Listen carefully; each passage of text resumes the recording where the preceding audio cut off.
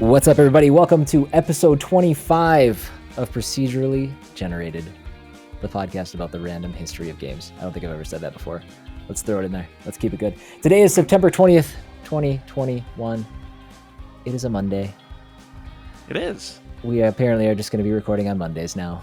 I mean, we've had a couple busy weekends. Hey, next week's probably going to be a Tuesday, so watch out for that. Oh, I'll let you know. Breaking news. Not even the co-host knew about that. Won't be in town for like 5 days, so Tuesday is probably the only day. All right, we'll make that work. Probably. Or we'll skip a week. I don't know. We'll figure it out. No. We'll figure it out. No. The show will go on without you. It's only just 1 week. Listen. It's only 1 week. That's what we said 5 months ago. It's just a week. Yeah, I just couldn't get my internet figured out. It was just a week. I came back, and some of the people whose kids were just wee little ones that graduated from college. Gotten jobs. Yeah. John has a very busy schedule. Chris, apparently. You have like a moderately busy schedule, and I have like no schedule. It's just busy right now. It'll calm down. I should probably introduce everybody, huh? Sure. And then we'll talk about how busy our schedules are. My name is Chris. I am here with John. Hi. And I am here with Courtney. Hi.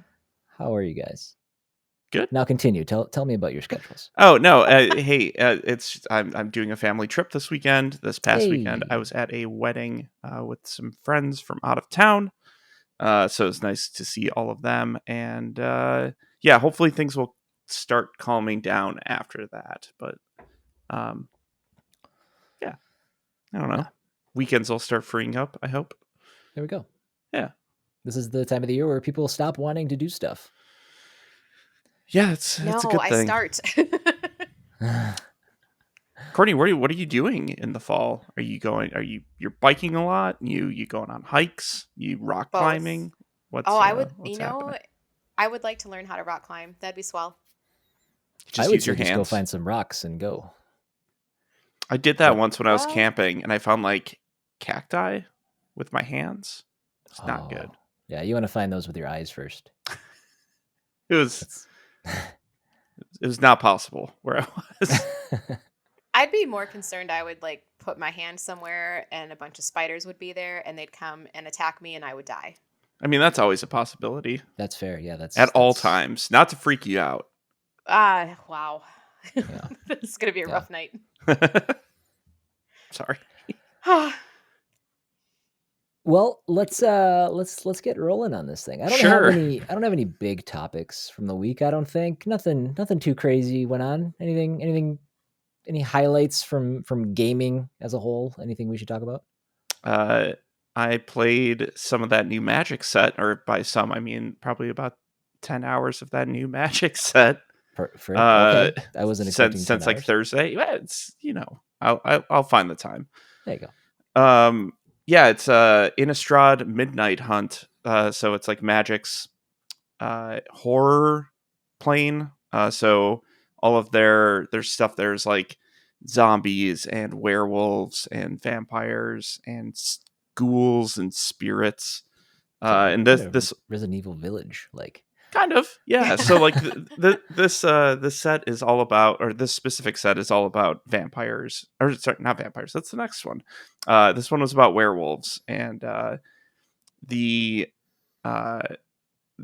day and night balances shifted. So like they're kind of moving into eternal night, and people are trying to fix the time cycle before like night takes over and all the werewolves take over and kill all the humans, and it's a pretty cool storyline that they've got going. I had no idea that Magic had always has a story. Always has a story. Yeah. Oh, interesting. Yeah. My interest tells it on the cards. Yeah. I mean, it wasn't super high, but it's measurable now. Mm-hmm. There's like books. They have stuff online you can read. That like chapters in their story. The cards themselves have pictures on them that tell stuff. There's also flavor text that will describe situations that are happening, and some things that are like specifically like part of that story. It'll be marked as like a story spotlight card, so you can kind of follow the tale as you collect your cards. You know what I'm thinking back to? Hmm. We haven't talked about this because we've had, I guess, 2 episodes since, but talking about the Magic, do you remember when we got together the first time and talked about kind of what we thought the show would be? We got together at, I forgot the name of the place. We were there having some food, having some drinks, and Oh yeah. the owner or manager or whatever came over and was telling us, oh yeah, like, we had mentioned that you worked for Game Informer. It's like, oh yeah. No, and he talked about like the guy over at like the other end of the bar. He's like, oh yeah, the Magic dude. Yeah, I forgot what his title was, but something I don't remember either. It wasn't like some producer or something on Magic. And I remember looking at John when he found out that this guy who may have some significant pull with Magic might be in the same tiny bar as us. It was great at this time, and it was fun. And like the manager went over and he was like, yeah, I'll go see if I can get him to come over. And then he comes over and the guy's like, oh yeah, no, that's his brother. Like, just the most disappointing. And I mean, there's now I have to contact those people for work. So there you go. You could have had an inside track if that manager knew what he was talking about. Right. One way or another, John, you're destined. Oh, I got there. To meet with those people. Oh, there. Oh you yeah. go. I had a meeting about this set that I'm talking about before it was revealed. So. Oh, very nice. Cool. Yeah. So I am on the press train for Magic stuff. So. Yeah, but so I played a bunch of Magic. That set's really fun. It's really exciting. And then the only other thing I played, I think I can talk about it. I think it comes out tomorrow, so I should be able to talk about it. Review embargo's up. But I played some Lost Judgment last night. Oh yeah, okay. For like an hour or so. Which I haven't played the first one at all, but I wanted to see what the twist on, because it's a spin-off from Yakuza, right? You play as to this spin-off from Yakuza. Yeah, right? Yeah, that's correct. So it's a sequel to a game called Judgment that came out a few years ago on PlayStation 4. Came out on Xbox like early this year, late last year. But you play as a private detective / lawyer, and a lot of the gameplay is like you actually like following people around and scoping them out and snapping pictures to like get evidence of whatever they may or may not be doing, to either clear somebody's name or just figure out if shady stuff's happening. So it's a lot more stealth than I was anticipating. It was very sneaky. Yeah, and you have to like, if someone goes into a building and like there's a guard outside, you have to find a hidden place to like start parkouring up the building to like sneak in and then stealth your way around inside and beat dudes up. But like there is combat. There's did you play which Yakuza did you play? 0? I have only played 0 so far. Okay. My plan is to play all of them. How's that going? That's technically, if I've only completed 0, I haven't even started yet, right? True. Yeah, True. That sounds like it. That's how numbers work. Yep. So yeah, like there's still like the beat 'em up combat that something like Yakuza 0 has, or really all the Yakuzas except for 7, except for Like a Dragon, because Yakuza is now going to be a turn-based RPG going forward, and Judgment's going to be their action beat 'em up franchise. But I don't know how I feel about it yet. I'm super early. Some of this stuff was kind of slow, and I'm not good at stealth. I don't have the patience for it. What? I think I just like I'm try to like run in and or I'll just misjudge a situation and like be too close or like be in the wrong spot, and then someone will find me and I'll have to fight my way out. Which is fine if you can, if it's not like if it doesn't just like instantly fail to right. Yeah. I'm the same way. If stealth is a big mechanic and it's something that I need to do to make my way through a game. It is the least favorite part of the game if I even make it, Yeah. anywhere. So So this game, like if you're tailing someone, there's a like you can I was playing on Xbox Series X, and whenever someone like spots you, you can hit Y, and he'll start like fiddling with his phone or like doing something to like look not suspicious. But there's only like a certain amount of time that you can do that throughout the entire tailing process before like Oh. someone actually like notices that you're there. So it's cool that they have something that you can like fall back on, but I had to fall back on that so much that halfway through the tailing process, I was like, they're like, well, he's gonna notice you if he sees you again. So it was yeah, it was a little bit rough for a tutorial situation. are you handling But the review for that game? no, that was reviewed by Blake Hester. Okay. He gave it like a Gotcha. 7.25 or something. Okay. It had some rough storytelling points from what it sounded like. So Okay. yeah, it seems all right. I want to play more just to see what that version of the franchise looks like now. Okay. Cool. Courtney, Yeah. what have you been playing? Well, I feel like I didn't really have a lot of game time this week, or like not as much That as normal. will happen. Yeah. Yeah, But it was still a lot of Fortnite because I really love their new questing system, and Okay. that's not a good thing.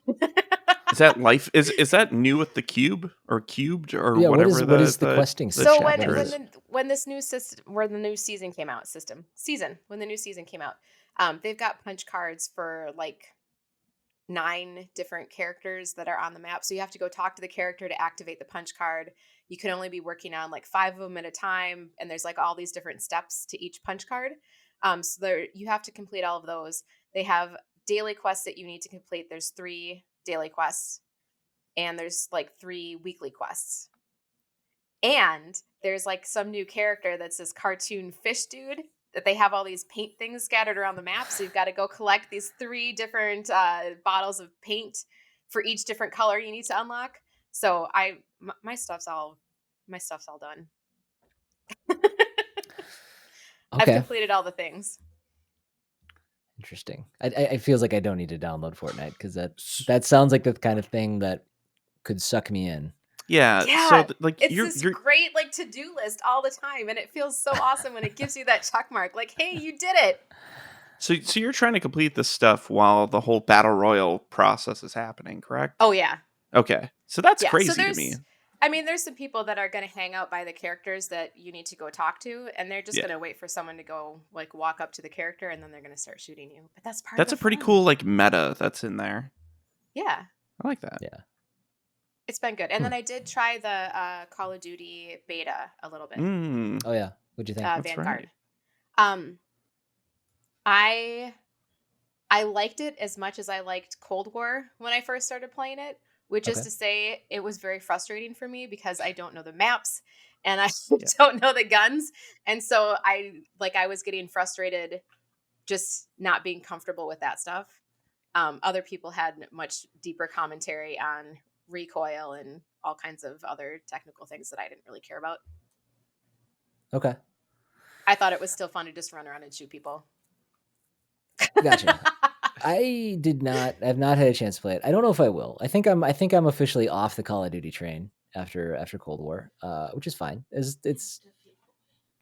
everybody's got to move on. But Kate has been playing it, and she What'd she seems to think? enjoy it well enough.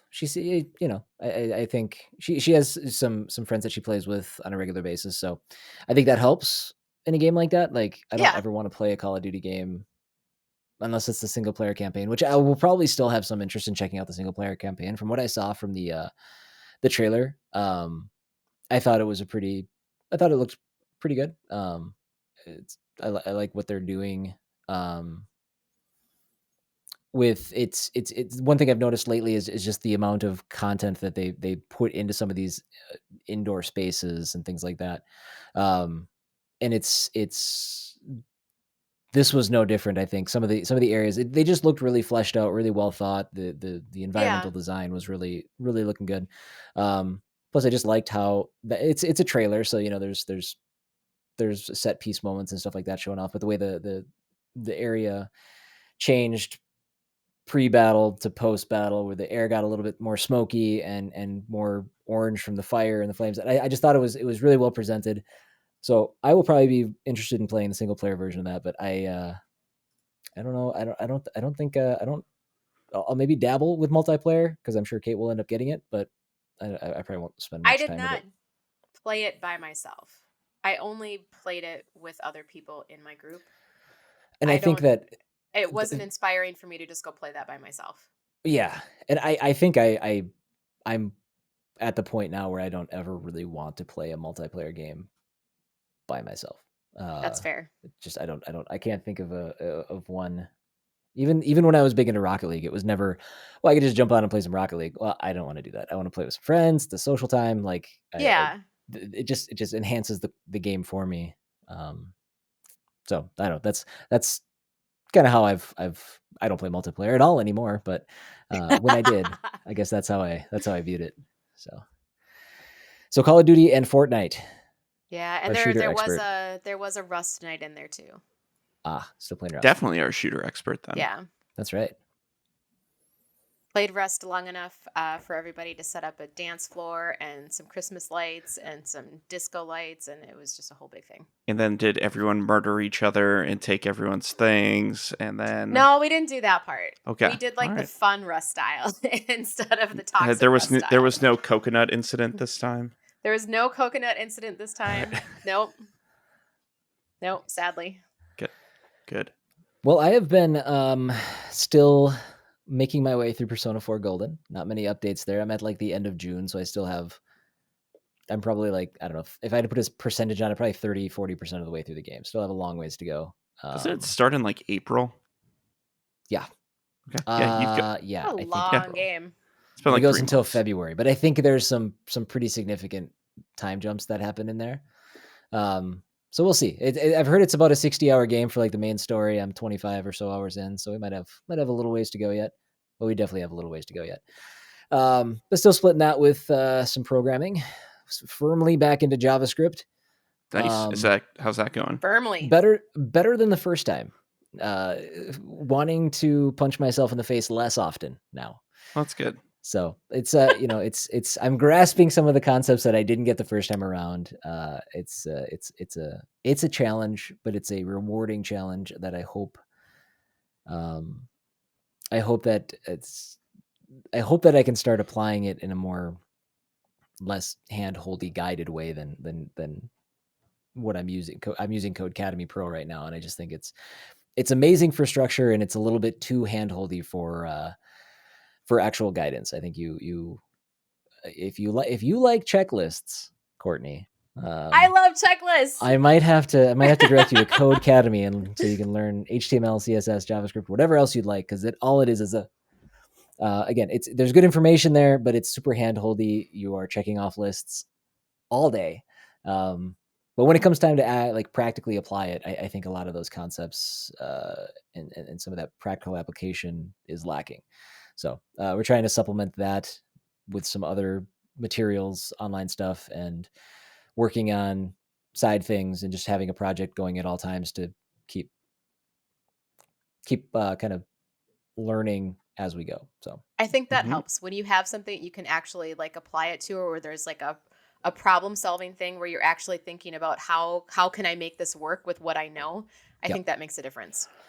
Yeah. In fact, for those people listening, in the near future, that thing that I'm working on, you guys will have access to. You guys will be able to see it and keep tabs on the progress and all that good stuff. It will probably never look great. Hopefully over time it looks better than the last time you looked. That's the goal. So but we'll talk more about that when that time comes. But anything else you guys been up to? Just writing a lot. Right, I suppose. Yeah, that seems as somebody who works for a magazine, I would assume that takes up a large chunk of your days. Time. Yep. Yeah. Friday was a lot. It's a lot Yeah. of writing. There was like a THQ Nordic showcase. I saw that. There was Where like stealth. yeah, so we had a preview event for it on like Tuesday, I want to say, where they like revealed like 3 things from the conference, and luckily it was like 3 of the bigger things. But I didn't write most of it until Thursday night, Friday morning. So I was basically just like writing all morning and put up like 5 or 6 things that day. So it was a lot, but Nice. yeah, there's some cool stuff coming out of THQ Nordic. At least like old franchises that they're reviving. There's Outcast 2, which is a sequel to Outcast, which is like this open world third-person shooter from 1999 that I guess was really big in the UK but wasn't huge here.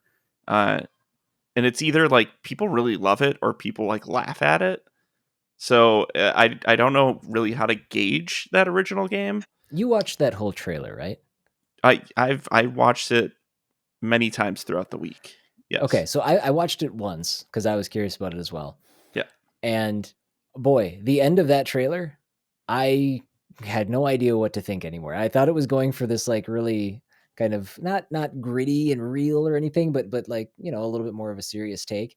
And then the main character spoke at the end of that trailer, and I was like, oh, I don't sure. know what this is. What did you just show me, and why did you end it like that? Because now I don't have no concept. Well, like there were 2 trailers though. There was like the cinematic trailer, and then there's the I saw the one with all the dancing. So, yeah. So that, I mean that they showed both like in a row. So Okay. the one with all the dancing was the cinematic trailer. Like the end of that is when what's his name? Cutter Slade. Yeah, it's Cutter Slade. When he like rockets up and like finds like all the dead bodies. I think that's like the end of that CG trailer, and then they go into like the gameplay stuff, which kind of it looks like a B tier Xbox game, like a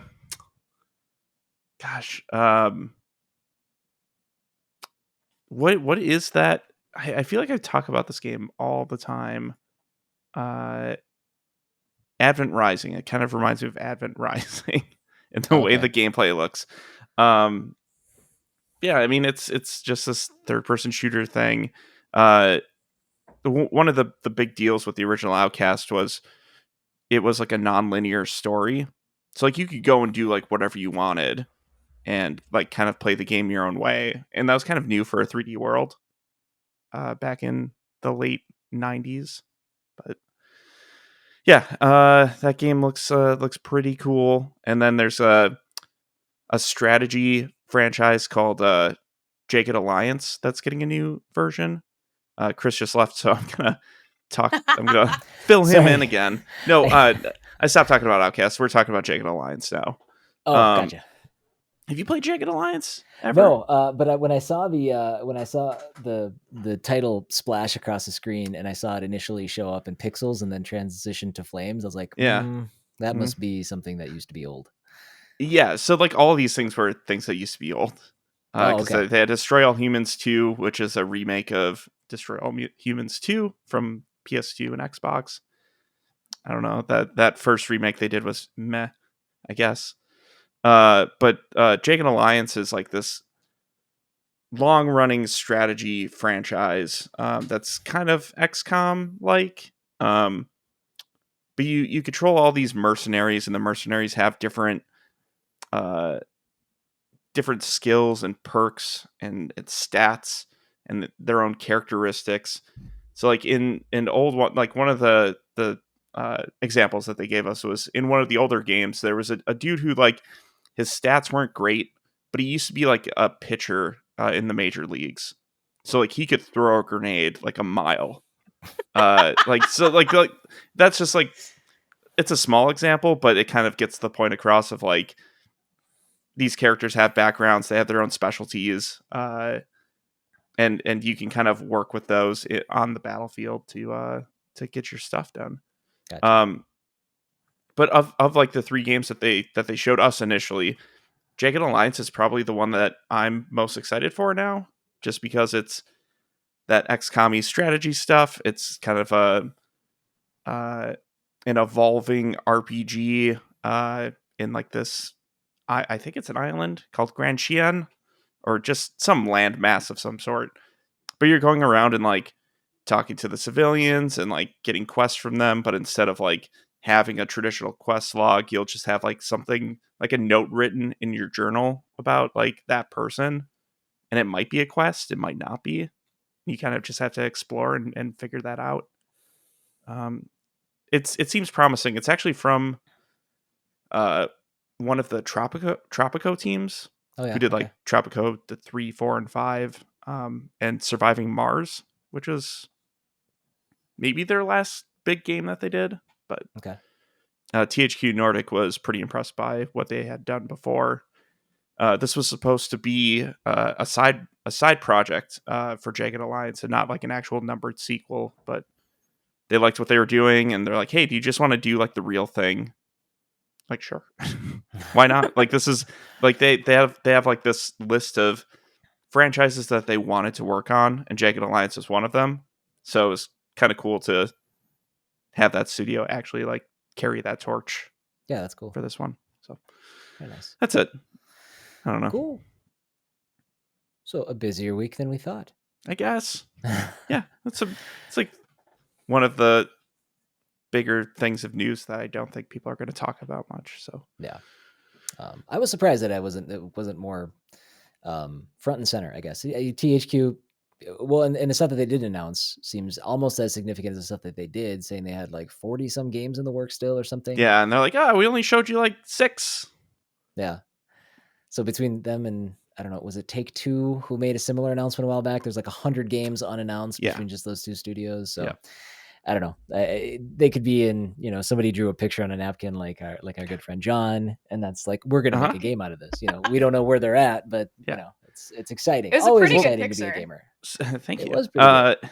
So I mean, THQ Nordic is owned by the same people who own like Deep Silver now. Mm-hmm. It's all the Embracer Group. Yep. So they have like a million IP now. They just bought up a bunch of stuff from closures over the years. So like all the old THQ stuff.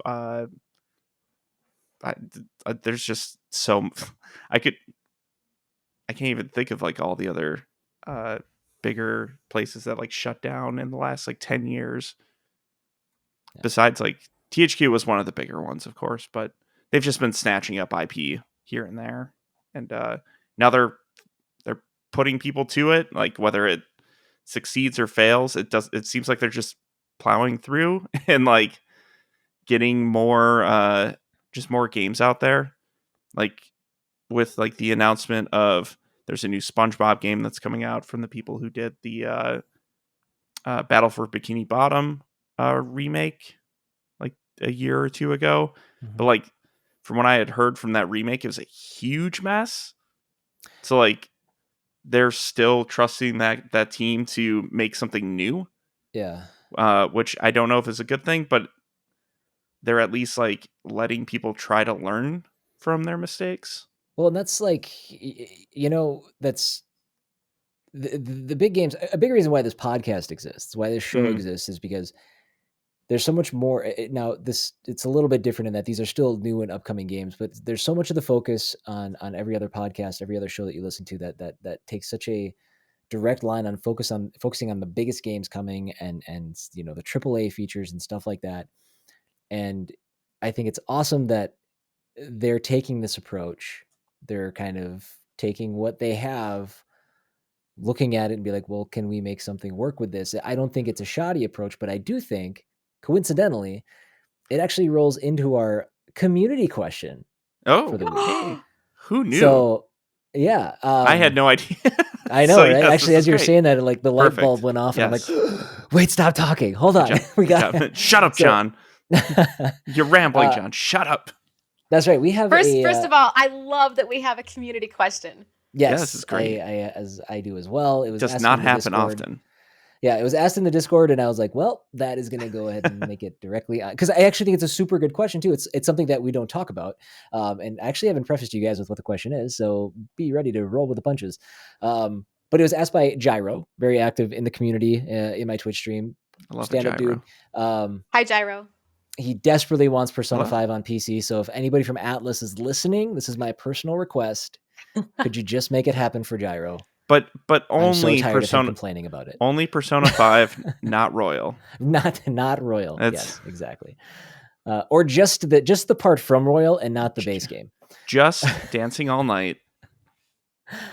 But he asked a question because I think it came up from what we were talking about in episode 24, or maybe it was 23. I'm not sure, but he said he asks, is AAA used to describe quality for publishers or studios? I was always under the impression AAA was more of a function of the size of a studio's budget to develop games, but I could be wrong. Also wanted to kick around the whole, just what does AAA mean? So John and Courtney, what when you hear AAA, what's the first thing that kind of kicks into your mind? I had a chance to research this a little bit because I wanted to get some of the history of how this exists, but I want to give you guys a fair shake at it just off the top of your head. When you hear AAA, what do you think? I feel like John is going to have a legit answer to this. I see him smiling. I think he's going to have a legit answer. No, like, you know me, I'm never going to have like when I the hear real AAA, answer.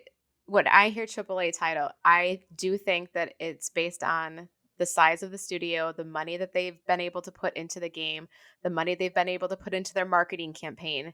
I think it's more of a money qualifier than it is a quality of the game qualifier. Okay, perfect. John, would you agree? Or is that kind of what you thought? I would agree. Okay. A lot of it's the money that's going into it. Like, there are those intangibles like the actual IP that it is, the studios that are working on it, the publishers they're with. There are varying degrees within bigger studios. If it's like a smaller budget title, like Nintendo has smaller budget titles, but their Mario's a AAA. It doesn't matter. Mm-hmm. Like they could also like not spend that much money on Mario, and it's still a AAA game. It's really, I almost want to say like prestige, like how high up on the totem pole it's perceived. But so Mario would get some of that prestige just based on its history, right? But if the Mario game came out and it didn't have the Mario name attached to it, would it still be AAA just based on the money that they've put into it? Or yeah, I guess. Like, it once again, it also depends on the reach that it's getting for publishing, and like you were saying, Courtney, the like the budget for marketing and all that stuff. Yes, Yeah. so like all that kind of stuff. The money that they have for QA, how many people they have staffed on it. It's a pretty liquid concept. Because like there are going to be titles that there could be 100 people working on it in like Germany, but we'll still consider it to be an indie game or a AA game or a. Who gets to make this determination? Well, and that's kind of what so in doing a little bit of understanding like where AAA originated, where it comes from, and trying to see how other places specified this. You guys actually nailed it. One of the main factors is specifically budget, the amount of money that they spend on a marketing campaign. But along the same lines as that, it's the amount that they spent for the game as a whole. So they called out marketing specific, but it's more of a development cost plus marketing sort of a thing. So that's how it is tentatively explained these days. But that you said, John, you had said that, it's kind of a liquid thing that keeps moving. That's true. Every generation that comes out in terms of consoles, pushes forward, like within the industry, what it costs to make a big game, the price goes up. One of the first examples ever kind of that you can find of a AAA game being made is Final Fantasy VII. It's one of the first games that's ever been labeled as a AAA game.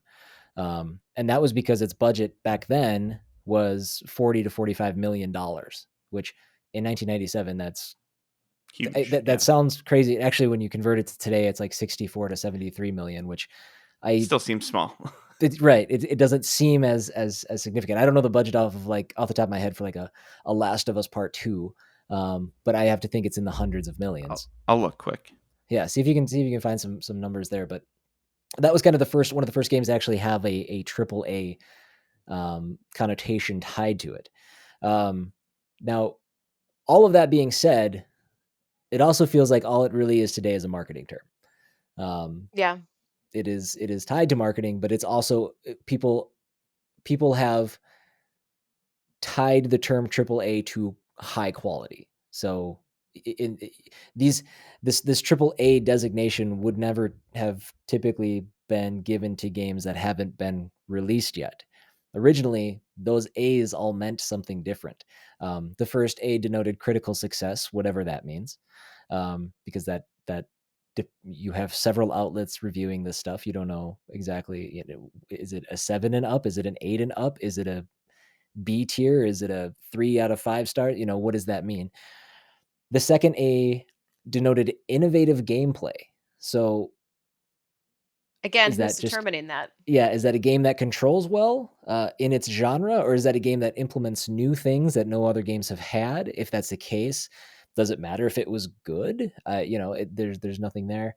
And then the third A signified commercial success. Again, you can maybe measure that against games of its ilk, but it's a hard thing to zero in on. So AAA did have a meaning, but it's a meaning that as an industry, I think it's really hard to uphold. So therefore it is more of a marketing term.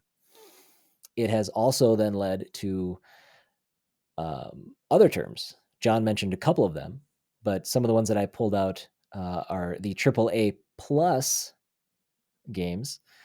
So a AAA plus game is basically the same requirements as it would pertain to AAA, being a marketing and developmental budget, having that behind it. But it also introduces the idea of software as a service. So now we're adding DLC, things that extend the product's life. So there's an actual AAA plus title that has come about. There's AA, which we see typically as budget releases, less of a budget, smaller team. It doesn't really have anything to do with the quality of the end product. No, it's what they're selling it for. It's once again perception. Yeah, and in many cases, because of the connection between the developer and the publisher, those games actually are allowed a little bit more freedom to create some more unique experiences. Yeah. Just because it's usually backed by a publisher, but that publisher isn't directly tied to the developer. How about the old triple I? I think, John, you even touched on this a little bit. Yeah, I would put triple I in like the old Double Fine area of things, like when they were making Psychonauts 2 before they were bought up by Microsoft. They were totally triple I at that point. Big budget indie game, putting it out themselves. I believe they were putting it out themselves. But with like the advent of self-publishing, that's completely possible now. Yeah. Or like when you have places like Annapurna, Devolver, like these indie publishing houses, like that can start pumping out like these bigger budget indie games. Yeah. And it's interesting because you say this is a easier thing to do now with self-publishing. So while maybe more AAA type experiences start existing, they're also the first to get snagged up by Microsoft and Sony, and suddenly they're not independent anymore. Or Tencent or NetEase. As soon as these things get to that level, well, then they're at the verge of not being independent anymore because somebody's going to want to snatch them up. Yeah, your Hades. There's and this next one, this really hammers home how much of a marketing thing this is, because there's the quadruple A. Our friends at Xbox, the Initiative. They coined that term. They've just up and self-identified as a developer of AAA titles. They did that as late as 2020. They haven't released anything, but quadruple A titles. Yeah. So they self-identified. It wasn't someone else saying. Yep. Yeah, They're I mean they are working on Perfect Dark, so it's right. So, but it's they're coining that term, having not released a game. yeah. And what it does is Bold. it just kind of what I think it does is it takes some of the value of whatever a AAA experience is and just diminishes that even more. Not because suddenly quadruple A exists, but because who cares? Yeah. Who knows what you guys are talking I mean, about? really, it's just it's a shorthand for what kind of experience you might get from it. Like I Yeah. would say, like the Yakuza games are AAA. I would say like Halo's AAA.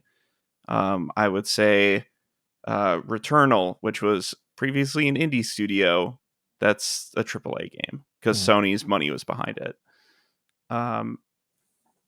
Yeah, it like you were saying before, it's really a signifier of like of quality, or like what level of quality you might get, or what kind of experience you might get.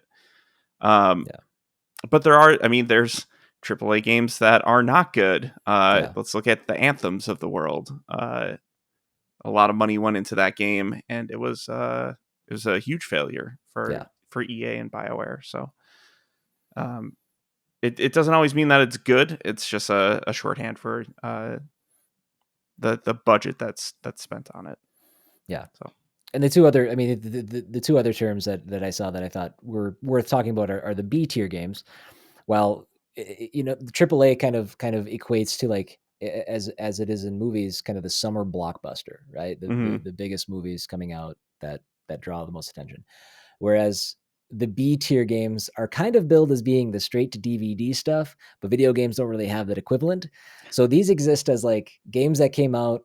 They have some noticeable problems. They are by no means maybe even good games, but they've developed a cult following. Deadly Premonition is one that basically is the B tier game. Yeah. And I think the fans of that game not only would agree with that, they would probably welcome that kind of criticism. They love to love that game. People that love to love the bad games. So that would be B, and then there's shovelware. There's I Am Bread or Tap the Jar. There's a bunch of cash grab games that just do whatever you can to make a functioning game, get it out in front of people. Right. There's a lot of those everywhere. The App Store is 99% shovelware. Mm-hmm. The Switch has a ungodly amount of shovelware on that storefront as well. But Woodle Tree Adventures. Yeah, you That's liked one. that game though. Right? I did, but Yeah. like that's definitely near that tier. Like, yeah, someone built it and put it up there for the hell of it. true. But they did learn from it. They made a better game. Oh, than absolutely. Little Tree They Adventures made 2. more. Yeah. So, but that's kind of the downside of it. It's not just greedy companies trying to make a buck. It's sometimes people's first project, just trying to make a functioning game. Right. So it's like it's almost it can be a Everyone's gotta- disparaging term if you're actually putting your heart and soul into something, and that's the best you can do because it's your first go around. Yeah.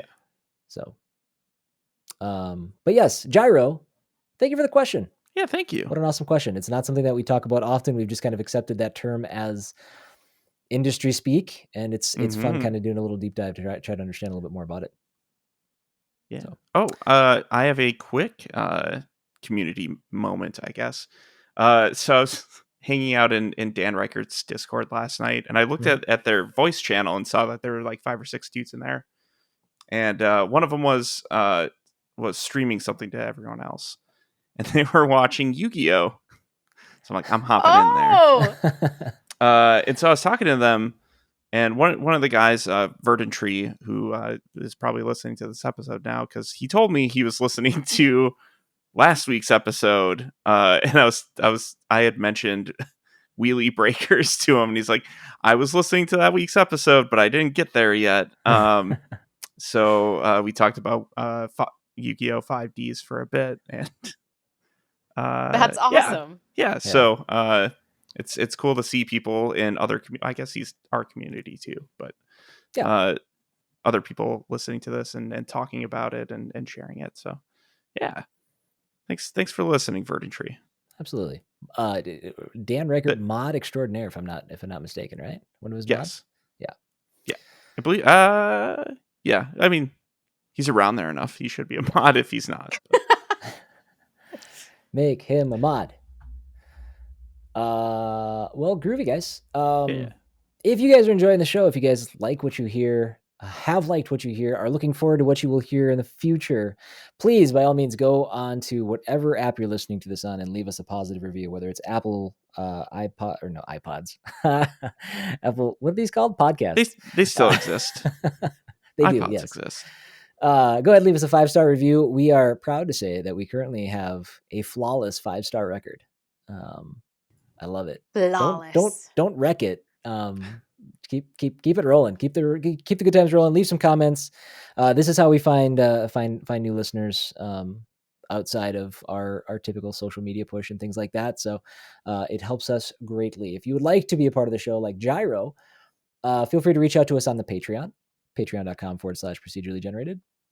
Our Twitter, PG_show. Our email, you can send us email at pgshowinbox@gmail.com.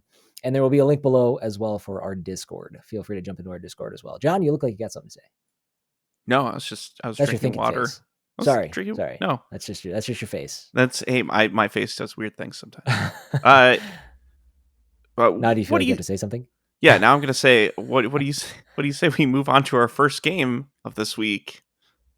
I don't know if you're done with your spiel there. I am done. Yes, that's great. That was a segue.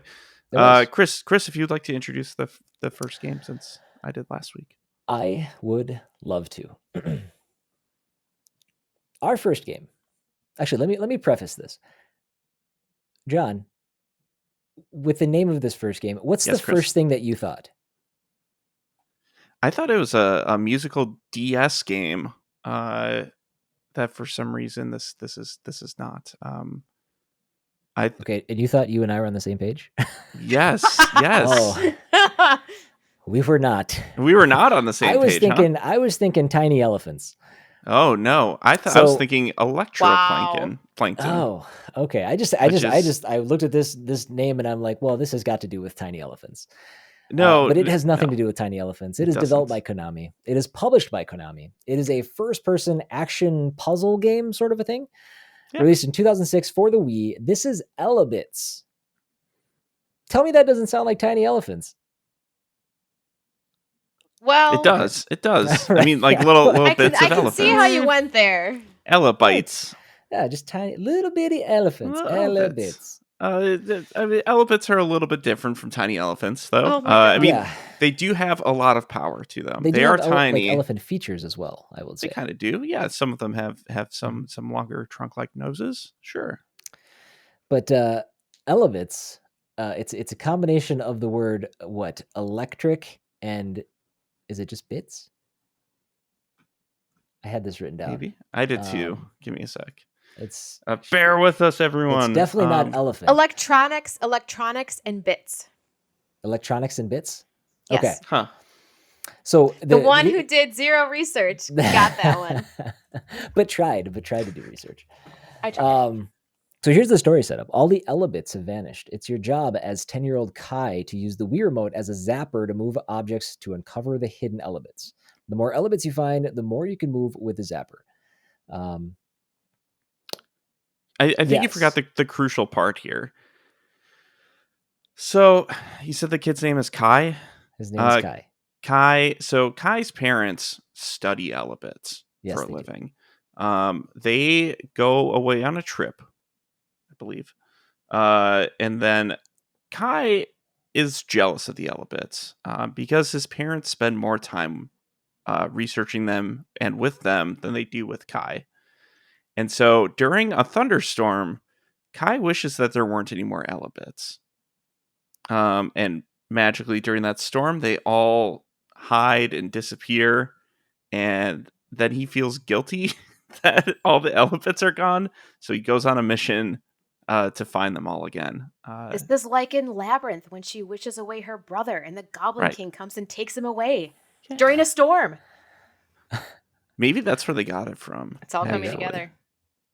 So the Elebits in this world are the only source of electricity, right? There is no gas. There is nothing else. The Elebits power the world, I think. That's what they say. I feel like not the case, though. That simply can't be. It can't be the case. No, that is how it is presented in the game. When I looked at some screenshots of this game, I will say this is one of those games where the screenshots do not do it justice, because what it looked like was like almost like a light gun shooter game. Well, I mean, it kind of is. It kind of is, but it's I don't know. It's more than that. And once I saw gameplay of it, I'm like, oh, I might be into this. Yeah. And that doesn't happen very often with a Wii game for me, where I have to use a Wiimote. No, and from like the videos I was watching, it looked like it controlled actually pretty well. Yeah. So you are using a nunchuck to control your body. It's all in first person. Using a nunchuck to control your body. You're using the Wii remote to aim at the screen like it was a light gun. But your zapper is able to pick up and move things like just household objects, or the couch, or shrubs, or microwaves, or whatever's in your way. And so you're pulling those around whatever environment that you're in, whether it's a room or it's outdoors, and you're trying to find Elebits to then capture with your gun. So you were just absolutely trashing everything as you're going around and like uncovering Elebits and trying to collect more Elebits to charge like household objects, like a microwave or a blender, or like some sort of puzzle element within the place where you're at. Yeah. Again, we're gonna go ahead and return to the theme of check marks. When as I was watching this, what hooked me and was like, oh, I could get into this, was these Elebits are just laying around the environment. You pick them up. Every Elebit you get gives you X number of watts. When you hit a number of watts, you can power something. So you'd power something. As you continue to strengthen this thing, you can move your zapper or whatever. You can move bigger objects. You can open bigger drawers. You can move bigger things to uncover more Elebits. So it's got a real Katamari Damacy aspect to it in that regard, where it's you're kind of in Katamari Damacy, you're making this ball bigger until you pass the level. And in this case, you're powering this up to uncover more Elebits, to kind of uncover the next thing, to get more Elebits. And it's just there's a real satisfying loop there. Mm-hmm. I also saw it likened to Half-Life 2, which was strange an inspiration until I kind of understood the some of the light gun mechanics. Yes. So this game also it's very Gravity Gun-esque. Yeah, that's what they're doing with it. You're grabbing things, picking them up, throwing them, like semi trucks, just picking them up, tossing them into the sky. It's great. It's great. So a sequel was actually released to this in January of 2010, called Elebits: The Adventures of Kai and Zero. Now, this was released on the DS and plays nothing like the original. It is a top-down action RPG. I think some of the mechanics might be kind of similar, but they really went a different route with it. And I don't know if they've returned to this type of game since. I not in the Elebits, because there's only 2 Elebits that exist. So, but this game was well liked, really well liked. Some of those. I mean, it was early Wii, or at least within the first year of the Wii. Yep. No, it was within the first couple of months. I want to say it was one of the very first batch of third-party games that came out for the Wii. Yeah, that sounds right. So, in fact, people liked it so much, it is in 1001 video games you must play before you die. Oh, good. It's been a few weeks. It returns. That's like the 6th game we've had on our list that's featured in that list. And spoilers, it's not the last one for this episode. Wow. That's right. 2 in 1 week. I bet you can't possibly guess what the other one is. I think I know.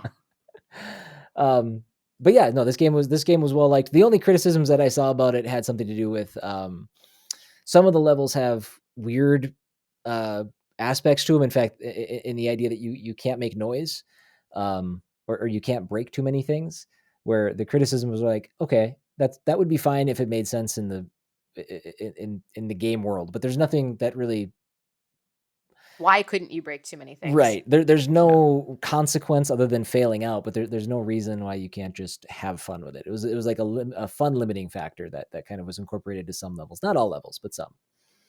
But the game released with 4 modes. Normal mode has you just trying to collect a certain number of watts within a time limit, with occasional goals of not breaking too many objects or making too much noise. Score attack, time-based high score challenge. Get as many Elebits as you can within 5 minutes. An eternal mode that eliminates the time limit, where you can just casually find all the Elebits you want. And then there's a challenge mode, which just kind of sets you up in like with a unique challenge to pass with some of the levels. So I had read later on that there was a multiplayer mode that was added. I didn't jot anything down on there, but apparently there is Elebits. I didn't either, but yeah, there is. There's at least some multiplayer stuff where you can like customize parts of the levels and send them over using the Wii Connect 24 feature, which is like their early online stuff. That was a service I hadn't heard of in well over a decade. Like, oh yeah, that sounds really familiar. I'm like, oh yeah, that was their internet connection. For our listeners, real odd. In Europe, by the way, if you guys are like, I've never heard of Elebits, you may have heard of the European version, LEDs. That is what it was called overseas. Or LEDs. Oh my God, is that what they were going for? Yes.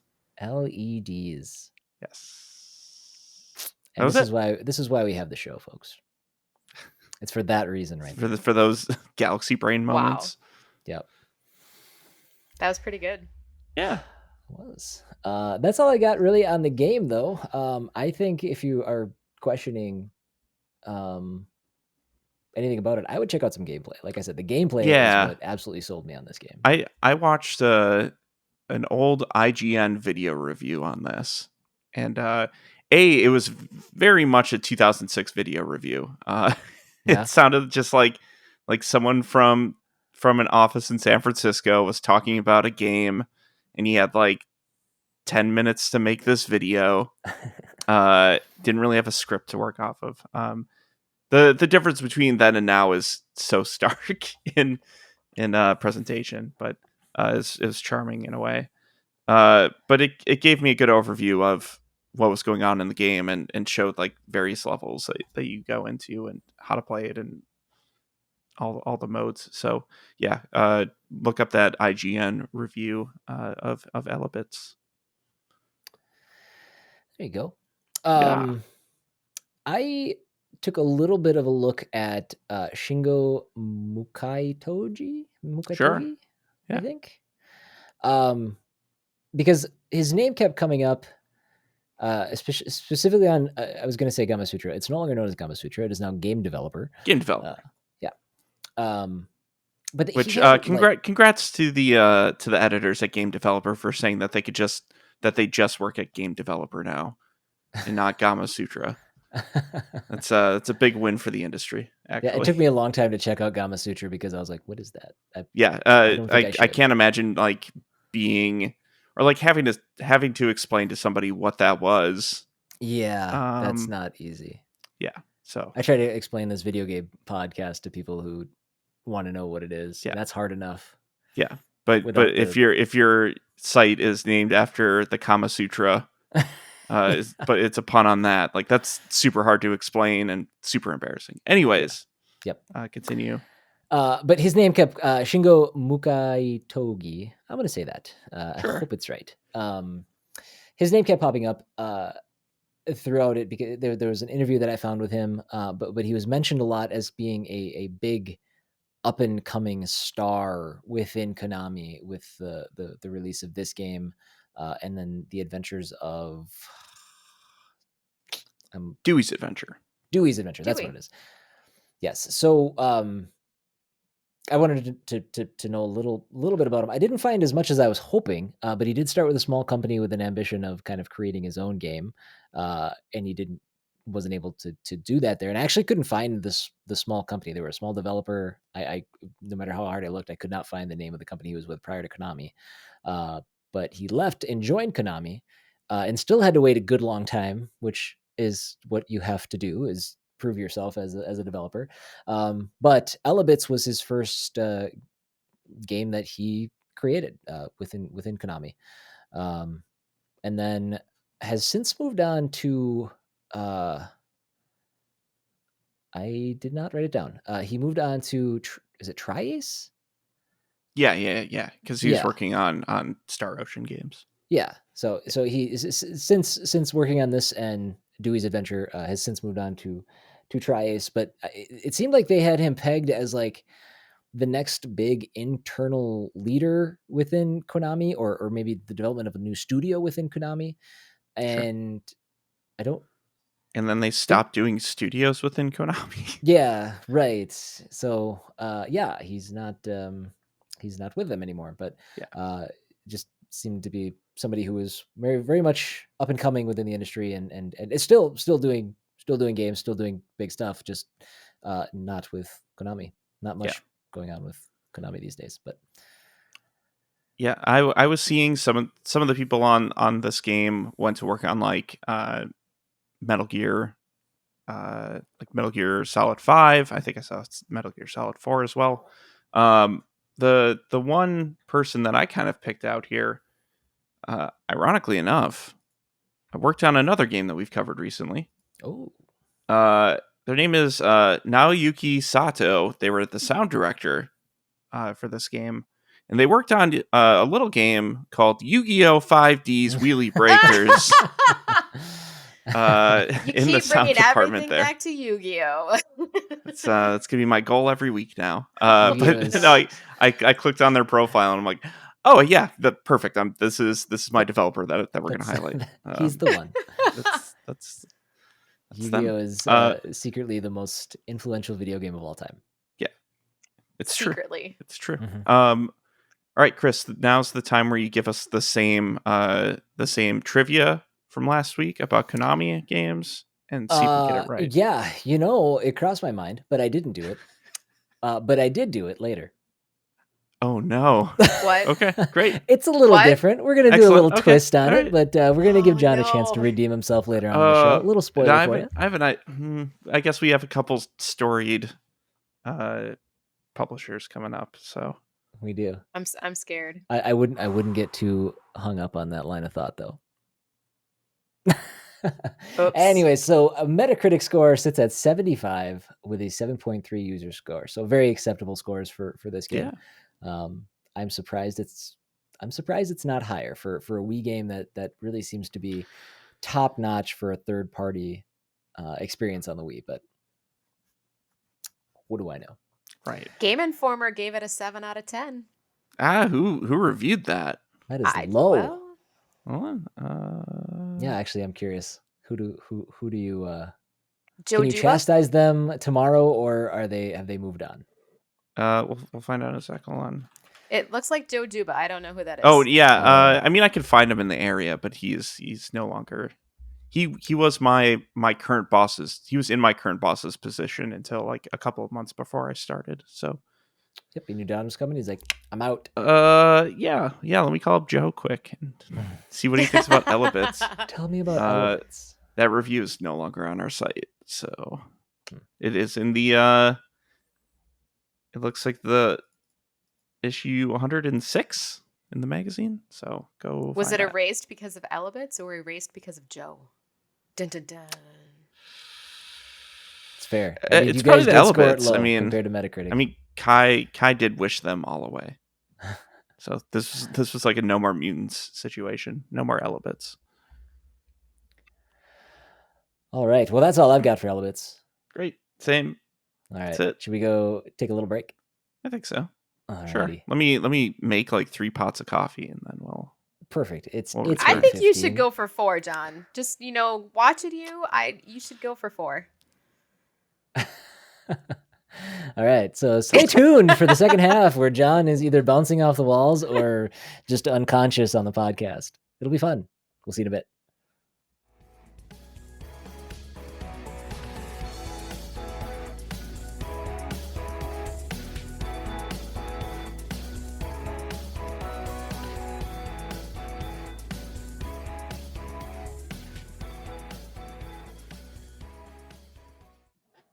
Welcome back, everybody.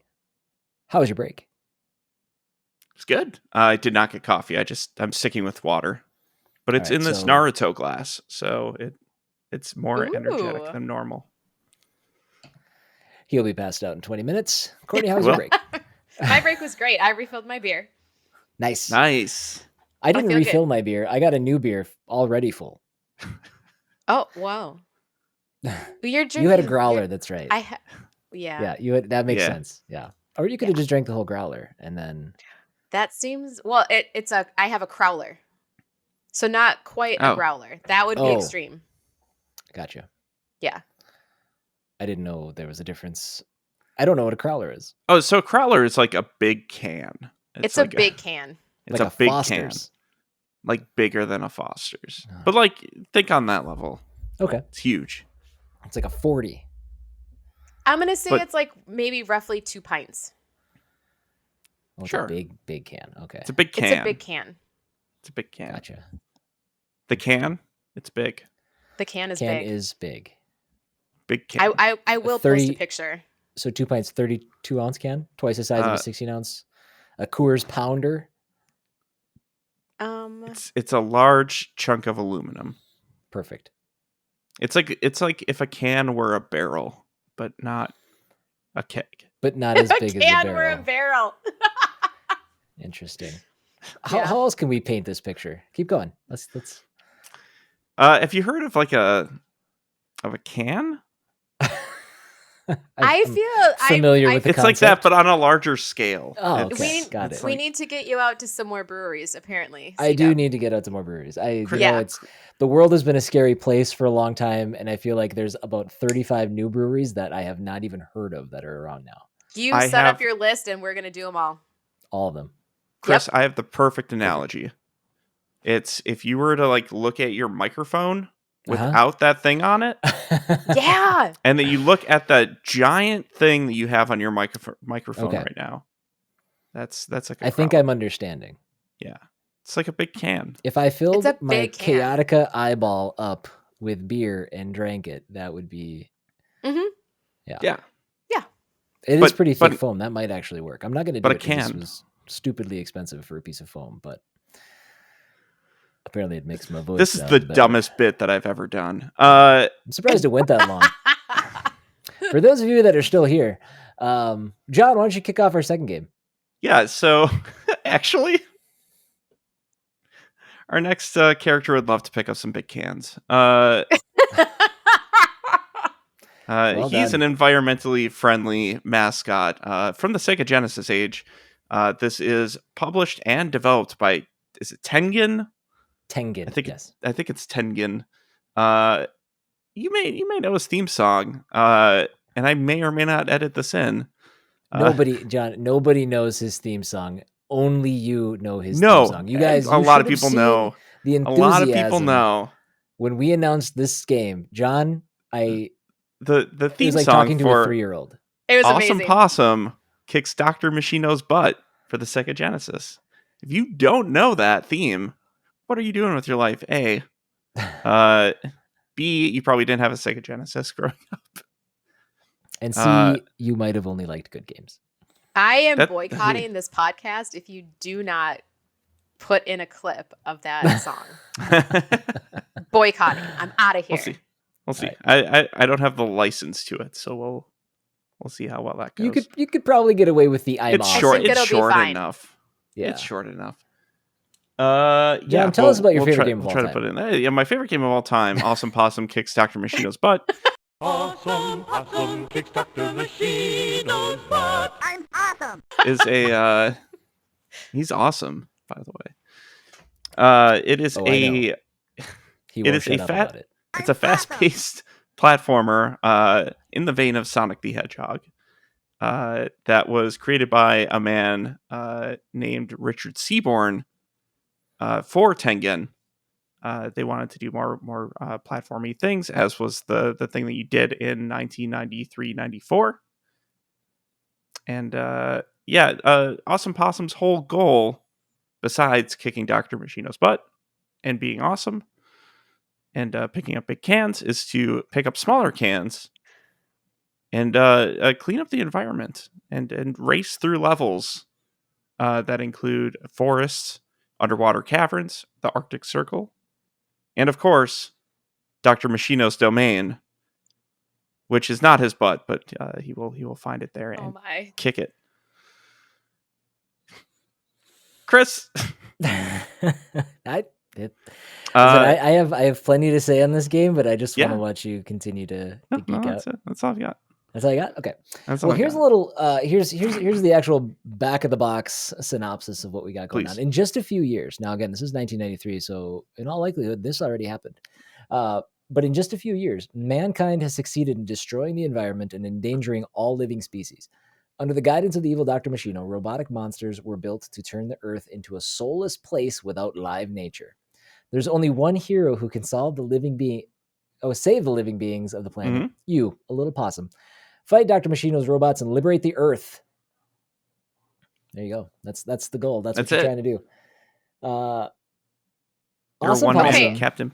I ahead. watched a little video on this, Yep. right? And Ooh, it that was your started first mistake. talking. Well, no, I really I didn't do a lot of research this week, but the little I did, It's more it than made me last kind of week. sad because they talked about how this game came out at a time where they were needing to convince kids and like this generation that environmentalism was a thing and that global warming was a thing, and this came out and Fern Gully comes out and like all these other kind of movies Captain come out where Planet and yeah, like the Yep. Earth is a thing and we need to treat it well and we need to save the planet. And it just kind of makes me sad for where we currently are, where we still kind of need that message. If Yeah. this was a better game, the world could be a completely different place. Why wasn't this a better game then? Right? Right? I don't know. I played it. I learned some things about kicking kicking butt. Did it make you an environmentalist? Was this the like Eh, turning point for you? eh. Did you guys by chance check out the YouTube video by the gaming historian? No. I'm going to plug him excessively in here because most of my research was done by this, and this game was caught up in a lot of stuff. So the gaming historian, his YouTube channel has a lot of it's like some big like Super Mario stuff. He focuses on some of the bigger games, and then for some reason, Awesome Possum is on there. So, but I there's a mean, good reason for that, and he's I awesome. learned a lot. I have a bunch of bullet points, kind of taking away some of the main points of his YouTube video. But if you guys have a second, it's a 20-minute video. If you guys are listening to this, please go check it out. It's really well done, and it does a good job of explaining everything behind what happened here. But yeah, Courtney, you're right. This is a game that was kind of made as a push alongside Captain Planet and the Planeteers, Zen the Intergalactic Ninja, which was a comic that came out, really kind of pushing this whole we've got to save the environment mentality. This is around when global warming was first introduced as a concept to a lot of the public. It is too bad that things have not gotten that much better. I have solar panels on my house. I'm just saying, just a little flex there, no big deal. But so Awesome Possum almost was something different. It came down to the wire between two mascots. Awesome Possum, one of them. Do you guys know, John? Do you know the second mascot's name? Is the other one Rad Rhino? It is not Rad Rhino, but Oh, okay. That was a good Rad guess. Rhino, I think, is featured in like maybe the European. So title? this game was originally called Rad Rhino and Awesome Possum. Yeah, that's what it was. But Which like the Rhino still features in the game, but Yeah. Awesome Possum has taken the lead role. So backtracking all the way to before the game was even developed in its conceptual phase, it was between Awesome Possum and Graphic the Warthog. Okay. Mm, Yeah. Graphic the Warthog. I feel like they Graphic could the have had a Warthog. better name. Yes, they Awesome definitely Awesome could. Possum is fun to say. Graphic the Warthog is not fun to say. It's But not. if you look at Graphic the Warthog and you compare it to Sonic the Hedgehog, Oh. it is basically same syllables, same hog at the end. They were trying to capture the Mm. Sonic thing, which is true in the gameplay as well. The gameplay is the exact same Very buttons. Sonic. You press down to super spin and all of that good stuff. So they were very much trying to just make a Sonic clone. They designed Awesome Possum off of the ringtail possum and not the North American Virginia opossum, because the Virginia opossum is terrifying to look at. The ringtail possum is actually kind of adorable. Both are nasty animals, but the big thing with this game, and the thing that they marketed to a fault, I would say, even on the back of the box, Awesome Possum talks a lot. He has 80 voice lines, and he is talking throughout the entire game. And he was billed as being the first cartoon character on a Sega Genesis console with full speech. And one of the bullet points on the back of the box, which nowadays would be a very much a negative, but it like details how like Awesome Possum talks a lot. Like it sounds awful, but at the time they're like, yes, please keep talking to me. This is a Sega game. Yeah, they filled up the entire cart mainly with audio, which would explain why some of the other parts of the game are lacking. Let's see here. They had some super high expectations for this game. Super high. They were going to be doing like transmedia. They were going to be doing comics. They had ideas for like a TV show. They reached out to Robin Williams to do the voice. Huh. And they thought that was a good fit because he had actually done Fern Gully, which was another environmental save the world, save the planet kind of a thing. He turned it down. His agent said he was not interested. So they ended up getting Douglas Lawrence, who I didn't know who that was. Some of you people probably will. He voiced Filbert in Rocko's Modern Life, Filbert the Turtle. And he also voiced Plankton in SpongeBob. Yes. Meh. Meh. Robin Williams would have been so much better. Well, but you got to think then too. Robin Williams. That's a drastic through, step. Well, but he's also coming through the sound chip on a Sega Genesis. It's not going to sound anything like it. It was a very different time though, too. Like, if you look at what like Robin Williams made off of like doing Aladdin, it was barely anything. Like I don't think it would be a like, oh no, this role is too small for me sort of thing at that time, especially for voice acting. Well, and he loved games was true. Another thing. So the way Tengen presented this too was like this was going to be a multimedia thing. This was going to be the next Mario, and of course, you're behind something. That's what you want. Yeah. Every company was coming up with their own mascot, whether it was Mario, Sonic, Bonk, Radical Rex. It's good to have goals. And that's what Tengen built this on, and they put a lot of faith in Awesome Possum. They included a comic book alongside the manual. Sorry, what? Oh, no, keep going. Keep going. They included a comic book. Like I said, they were trying to make a transmedia push, so they did that by introducing the comic book in the actual manual. And then they got sued. So Atari, as you do. Yeah, Atari, who is actually the basically the parent company of Tengen at the time, received a lawsuit from one Mr. Paul Roginski for copyright infringement for his children's story about a possum that saves the rainforest. Roginski had filed copyright on the name Awesome Possum and was granted copyright in 1993. Whoops. He sued for $50,000, which is really, I don't know. That seems like not that much. But also, if you think about, once again, like the budgets for these things and how much money they're actually making, it makes sense. So they were able to actually so Richard Seymour, is it Richard? Is Richard, right? Yeah. Yeah. Yep. Richard Seymour was able to prove that he actually created Awesome Possum several years before this. He actually did it for a creative writing class in high school. So Awesome Possum had existed in his head for a very long time. But they were not able to show that the name Awesome Possum was given to the game until after the copyright and manuscripts were sent out by Mr. Roginski, who sent it to Disney and a lot of animation studios to try to get this thing up off the ground. So in the end, judgment was granted for Time Warner, who owns Atari at the time. So Roginski was sadly never able to publish his book. He was never able to do anything with it.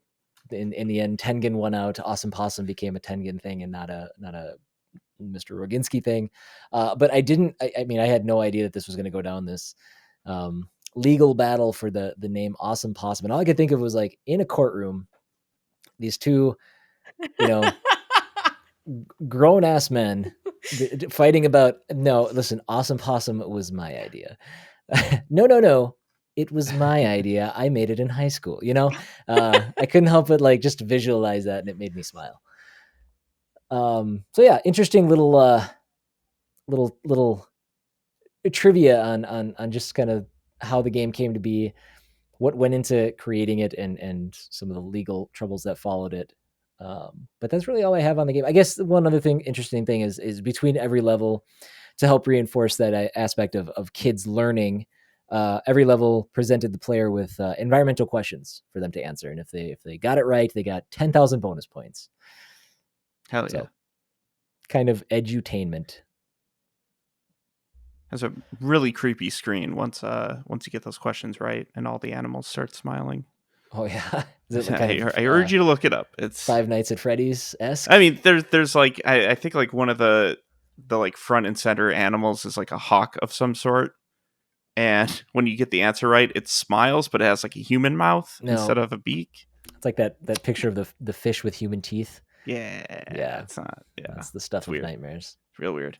What I was going to say earlier, which wasn't important enough to interrupt you, was this came out at a time where they were, I believe Sonic 3 was actually delayed outside of its holiday season. So there were games like this, and there was a Super Nintendo mascot platformer as well that kind of like snuck in to that time frame to get that hot holiday release for a mascot platformer in 1993. Sonic the Hedgehog 3 eventually came out in February of 94 instead of getting that holiday release. So I did make fun of a little bit about like how bad this game was. Yeah, I've seen people label it as one of the worst Sega Genesis releases ever. Now those are probably very passionate fans. Sure. I will say though, I found an anomaly.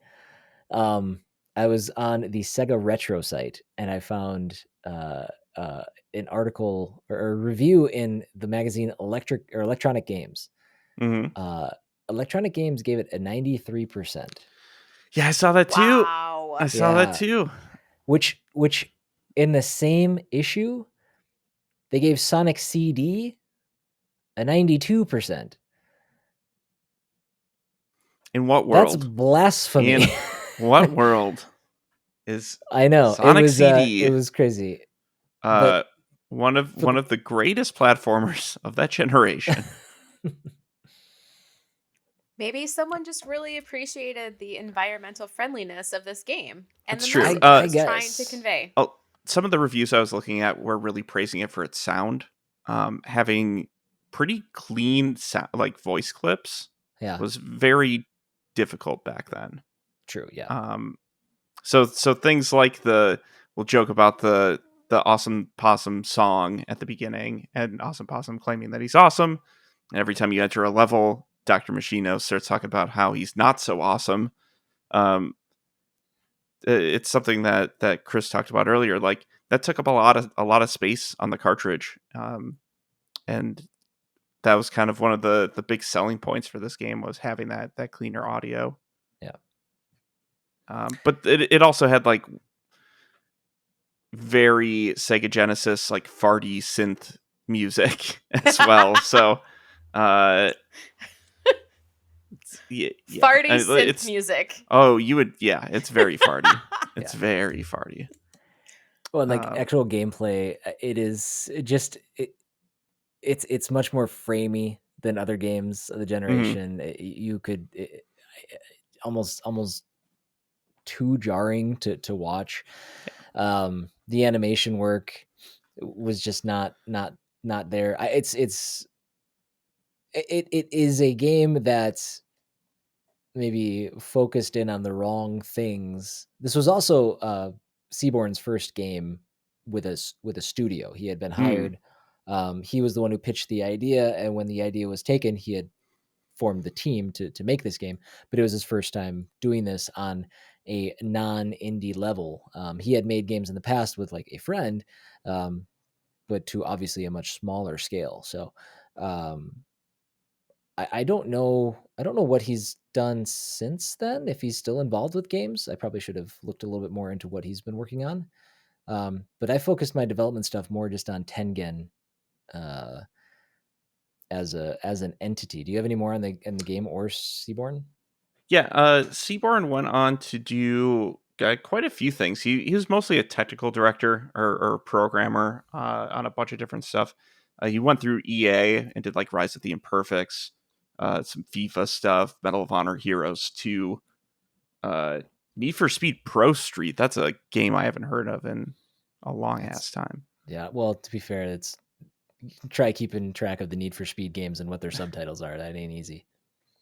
Yeah, he did software design for Chessmaster 5000. It's very cool. And then he went on to do like Xbox Fitness and Nike Plus Connect training. Oh, maybe I did see that. He was a studio manager for. He didn't do anything with the iToy, did he? Not that I'm seeing. Okay. EA Sports Active, unless that is an iToy thing. I don't think so though. Okay. Yeah, it looks like he mainly went through EA. So, yeah. Nice. Well, Tengen, I'm just wondering, does your head go anywhere specific when I mentioned Tengen, either of you? Yeah. I know that I've played a lot of Tengen games. Okay. Yeah. Back in the day when I was playing console games, and I couldn't tell you any of them off the top of my head. But what I could say that will spark your memory a bit is if you were playing on like the NES, the cartridges were different from all the other ones. They did not look like the standard gray NES cartridges. They were like black. They were black and yellow. had like weird angles. Yeah. They used an actual different cartridge shell for their games. Why?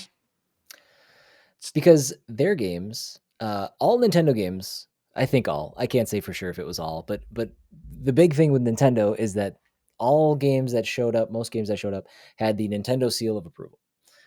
These are games that were played by Nintendo, tested by Nintendo, and these are quality games that we can play. Tengen kind of danced around that. So Tengen released Atari games. Started with Atari. They released Atari games on I think starting with the Nintendo console. Well, they are a subsidiary of Atari. Yes. We should put that out there first, which was a big competitor for Nintendo. Of course, they had the Atari 2600. They were console trailblazers. The biggest thing with Tengen is that what they released was unlicensed. They released not only Atari games, they actually went into other manufacturers and re-released their games on the NES. Right. And surprise, surprise, this is probably why Nintendo's still so bitter about this stuff. They sued them and won because they were basically found guilty of copyright infringement, specifically to the 10 NES chip. They were able to, I don't know, I guess it went into some technical speak that I'm not super up on, but they were able to create verbatim and substantially similar copies of the 10 NES chip, which basically they could basically port their games so that they ran on NES systems hardware without having the permission of Nintendo. And I guess they kind of survived that lawsuit. They fluttered around for a little bit and eventually dissolved in 1999. But Tengen was basically infamous back in the day as a creator of not illicit games, but games that were technically not allowed to. They were skirting the platform holders' wishes. I'm looking at their list now, and I will say that a game I definitely remember from my childhood was Tubin. Yeah. I don't even Tubin. know that. Oh, Oh no. we We lost lost the her. mecha. Oh, I bet she closed. Uh-oh, I bet she closed it. Oh no. Come back in. Here she comes.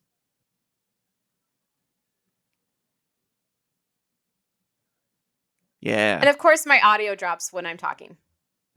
It More like than that, we lost your video and everything. yeah, everything. Yeah, dropped. it all disappeared. Yeah. Okay. I was having like a fond memory. No, yeah. from my Tell me childhood. about how I wasn't born And when everything went Tubin. black.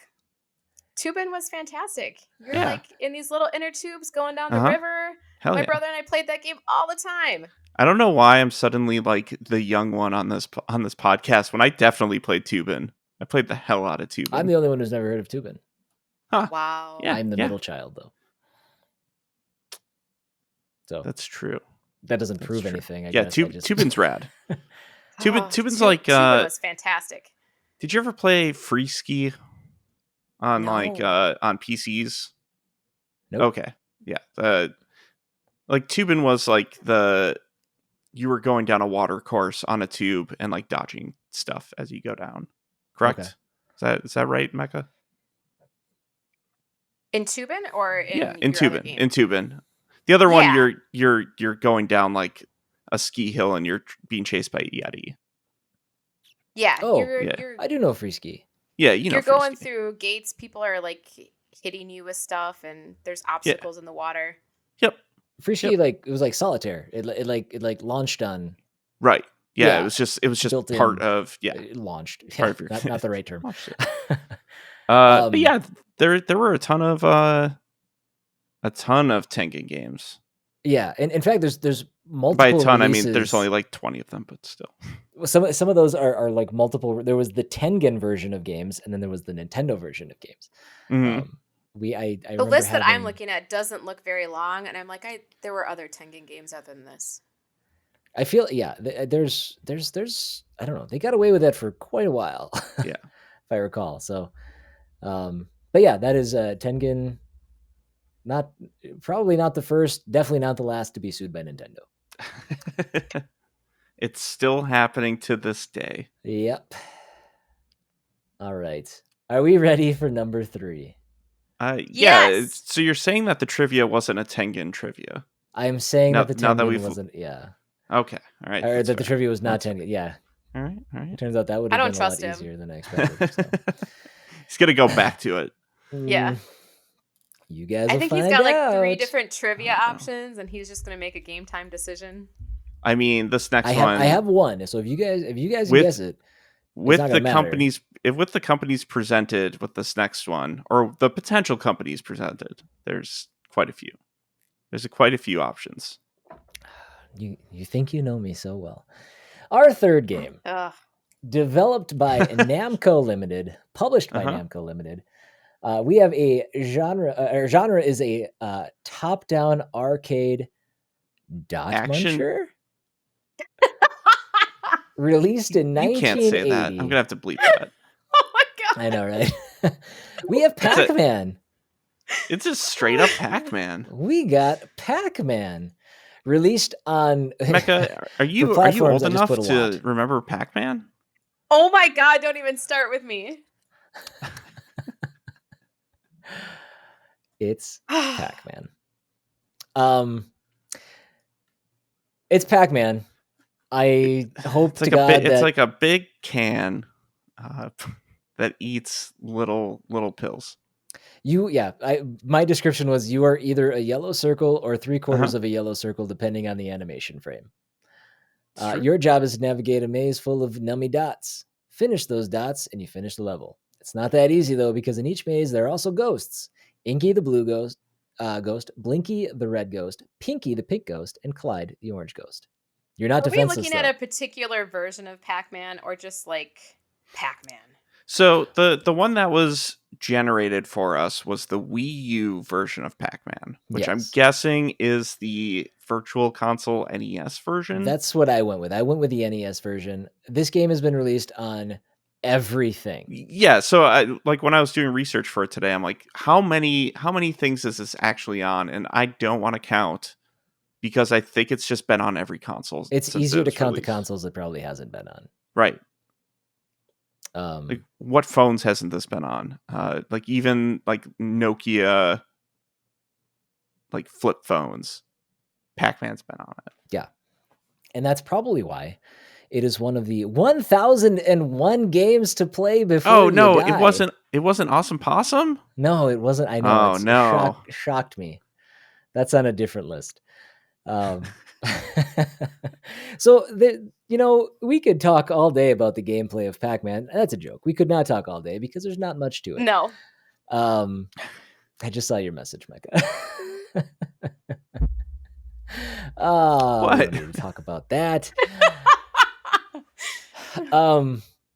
So I tried to find some fun tidbits, some fun things that maybe exist outside of what Pac-Man is. It's more than just a maze runner. It's a Saturday morning cartoon that ran 30 minutes, that had 44 episodes over 2 seasons from September 25th, 1985 to November 5th, 1983. Oh my god.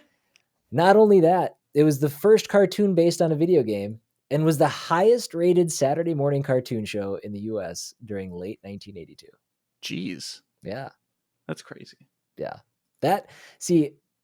Awesome Possum should have taken notes. That's how Should you have do taken notes. transmedia. Yeah, Yep. he only kicked butt. He did not get all those merchandising deals done. Yeah. Yeah. You want to now I don't know if Pac-Man had a comic or not. I'm assuming there's several, but you want to do transmedia, that's how you do it. And it's been ranked there's probably a bajillion lists. This is the one that was referenced. I was like, this is good enough. It was ranked as number 10 on the list of the best games of all time in the October 2004 issue of Retro Gamer. I wonder where Pac-Man lands on more modern lists. It's got to be in there still. Probably. I think it's too influential. I don't want to play Pac-Man. That's just it. Like, is it on the list for like a nostalgia thing, or is it on the list because it's actually a good game? I would say it's closer to nostalgia, but I would say I would use the term influence instead of nostalgia, because I think this is a big thing. This game is one of the games that pushed the entire industry forward. It kind of established what the 80s could do for games prior to the crash. But I think it's still, I mean, we have new Pac-Man games coming out to this day. Championship Edition. Pac-Man 99. Pac-Man 99. So yes, Pac-Man has been around, and we've. Do you guys have anything specific that you want to say about the gameplay of Pac-Man, the development of Pac-Man? Yeah, it's fun. It's a fun game to play. No, I mean, who doesn't know? I mean, we should talk about Pac-Man's development, though, right? Let's see here. Sounds like we should. Let me pull up notes here. I know it's one of those things that's always like common knowledge about like Pac-Man and Paku Paku and all those things that were in like Scott Pilgrim, all those little Pac-Man facts that people know. I pulled Pac-Man's up the my favorite part of Awesome Wreck-It Possum Ralph. stuff. Is he? Yeah, he's up there. It's my favorite part of Pixels. What's he get called? He gets called a greedy I little don't like Pixels. dot muncher's not even part of this game or something like that. Sure. So Pac-Man's image was partially inspired by a pizza with like a slice taken out of it. I can see the similarities. But also it's supposed to be the rounded out of a Japanese character. I cannot. It's pronounced Coochie, but I don't have. I can't. It looks like a. Can I copy and paste this in here for you guys? Can you copy and paste this into the podcast, please? It looks like a little. It looks like a little square with legs. It won't let me. Is that like Box Boy? Oh, there we go. Yeah, so it's in the chat there. So, he said that he rounded that out, and that was and by he, I mean Toru Iwatani, the creator of Pac-Man. He- Excuse me while I would just like you to discuss why he created the Pac-Man. for video games. Well, I don't have it in my notes here. Yeah, I I don't know. have it. I honestly I was like everybody in the world knows about Pac-Man, so I did very little on this part. So- I mean, I spent more time on my fun thing. the Japanese video game industry was surging in popularity with games like Space Invaders and Breakout, which Yes, led to that's the right. market being flooded with similar titles from other manufacturers in an attempt to cash in on that success. Iwatani felt that arcade games only appealed to men for their crude graphics and violence, that's right. and that arcades in general were seen as seedy environments. Mm-hmm. So for his project, he wanted to create a non-violent, cheerful video game that appealed mostly to women. He That's thought awesome. that attracting women and couples into arcades would potentially make them appear to be much more family-friendly in tone. He's not wrong. He's not wrong. He's not wrong. Everyone loves Pac-Man. Everyone Pac-Man's does. one of the few games that my mom will play. All these years later, like when let's see here, when my dad got his first PlayStation, he would get like the Namco museum collections and stuff, and we would just play Pac-Man for hours on there, like just pass the controller around to. Usually it was me and my dad playing games, but we would get my mom and my sister involved as well, and obviously games are for everyone. They should be marketed to everyone. And everyone should be able to enjoy them. So that was a very forward-thinking yeah, but the next move. part of this goes on to say that Iwatani began thinking of things that women liked to do in their time, and he decided to center his game around eating, basing this on women's liking to eat desserts and other sweets. Whoops. He was so close to having it all figured out. He was so close. He should have just stopped there. Just stop and there. Just stop there. Stop there. Don't talk about the rest. I mean, I like to eat. Well, apparently, if you're gonna make a game, specifically to attract women toward it, you should make it about eating. That's true. That's true. I can't. It's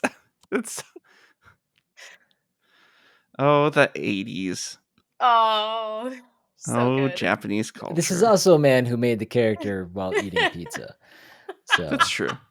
he was just Maybe covering up he's his just own really into eating. insecurities. Yeah, he's like, hey, Yeah. you know what everybody likes, especially me, eating. No, but he thought specifically women. I don't know what else they like, but they sure like eating. It speaks to the mystery of woman to man. I mean, really, you have to do it to live. There's no other way. Mm-hmm. That's fair, I guess. Why ghosts though? Yeah, I don't know why they went with ghosts, but I did have I did have the names, and apparently they were named. I saw there was like multiple names. I didn't write down the second names, but the Inky, Blinky, Pinky, and Clyde. Yes. But I mean, I thought you had That's all I Shadow, had. Speedy, Reasons for that. Bashful, and Pokey. no, I mean they did have like certain characteristics. I guess I never realized that in Pac-Man, but each one had like descriptors for how they chase, and I was Pac-Man. like, do they Chaser, Ambusher, Fickle, and Stupid. Yep.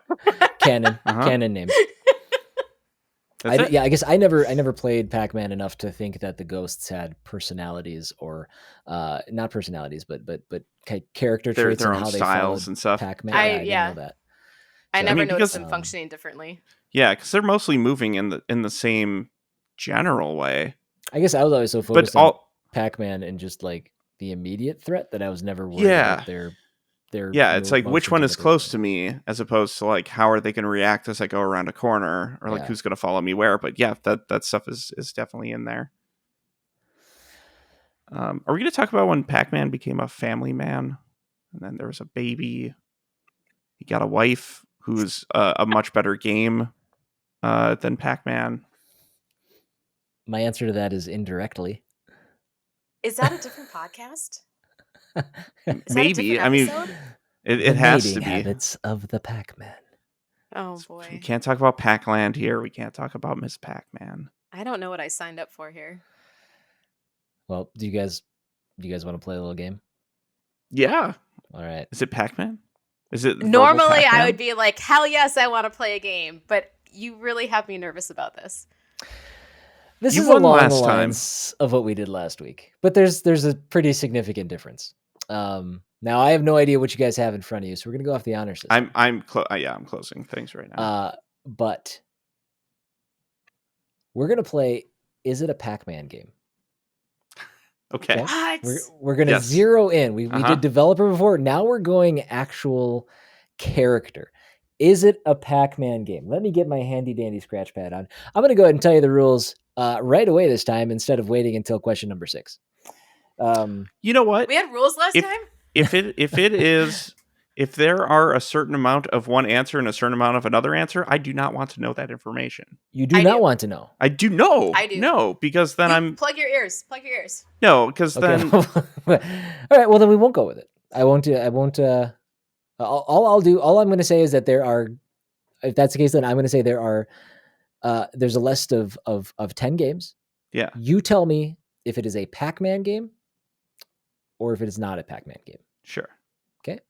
I Yeah. won't tell you how My many. hands of are each. up here. My hands are up here. I'm not Okay. looking anything up. Gotcha. All right. We ready? I have a look of fear on my face. I thought you were like playing the circle game with me when you did that. I thought you I'm were just like, gonna put next time I see my you, you're gonna hands punch me in the my shoulder or hat. something. All right. Game number 1. Yes. Ms. Pac-Man, Quest for the Golden Maze. Is it a Pac-Man No. game? Yes.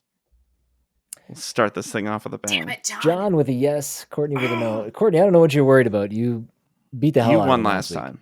I know, but I feel like now I've set a precedent and I can't live up to it. Oh yeah, I'd be nervous as hell. Yeah. Number 2, Uh-huh. The Return of Pac-Man. Yes. Yes. All right. I have one question about this. Are some of these just subtitles to Pac-Man games? I'm going to Like be giving you the Pac-Man whole title. colon. Okay. The whole title. You'll get the whole title. You won't get tidbits. Number 3, Namco TV games Pac-Man Jr. No, that title sucks. Yes. 100%. I don't. Please I mark don't- that I put 100% next to it. Question number 4, Pac-Man 2: The New Adventures. Yes. Oh yeah. Number 5, Pac in Time. No. Yes. For the record, I I'd don't like know. to- I don't know if I would just like it to state more that John when has yet John to agrees answer with no me to or any of disagrees. these. Oh. John is going the C on the Scantron tactic and just answering even the same notice thing I all was the way doing down. Question number 6, Pac-Man: First Day of School. No, that's dumb. No. I have to answer no now. It seemed really reluctant. I don't know that counts. Number 7, Dr. Pac-Man. Oof. No. Yes. Number 8, Pac-Man Pizza Parlor. Sounds delicious. And Yes. thematically correct. So yes. Right? You guys are both going with yes? This All is right. really stressful. Number 9, Pac-Man VR. Yes. No. Why? Everything's VR. Final question. Number 10, Pac-Man 3. No. No.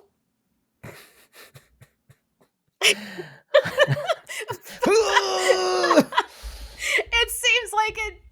Of course, there's a Pac-Man 3.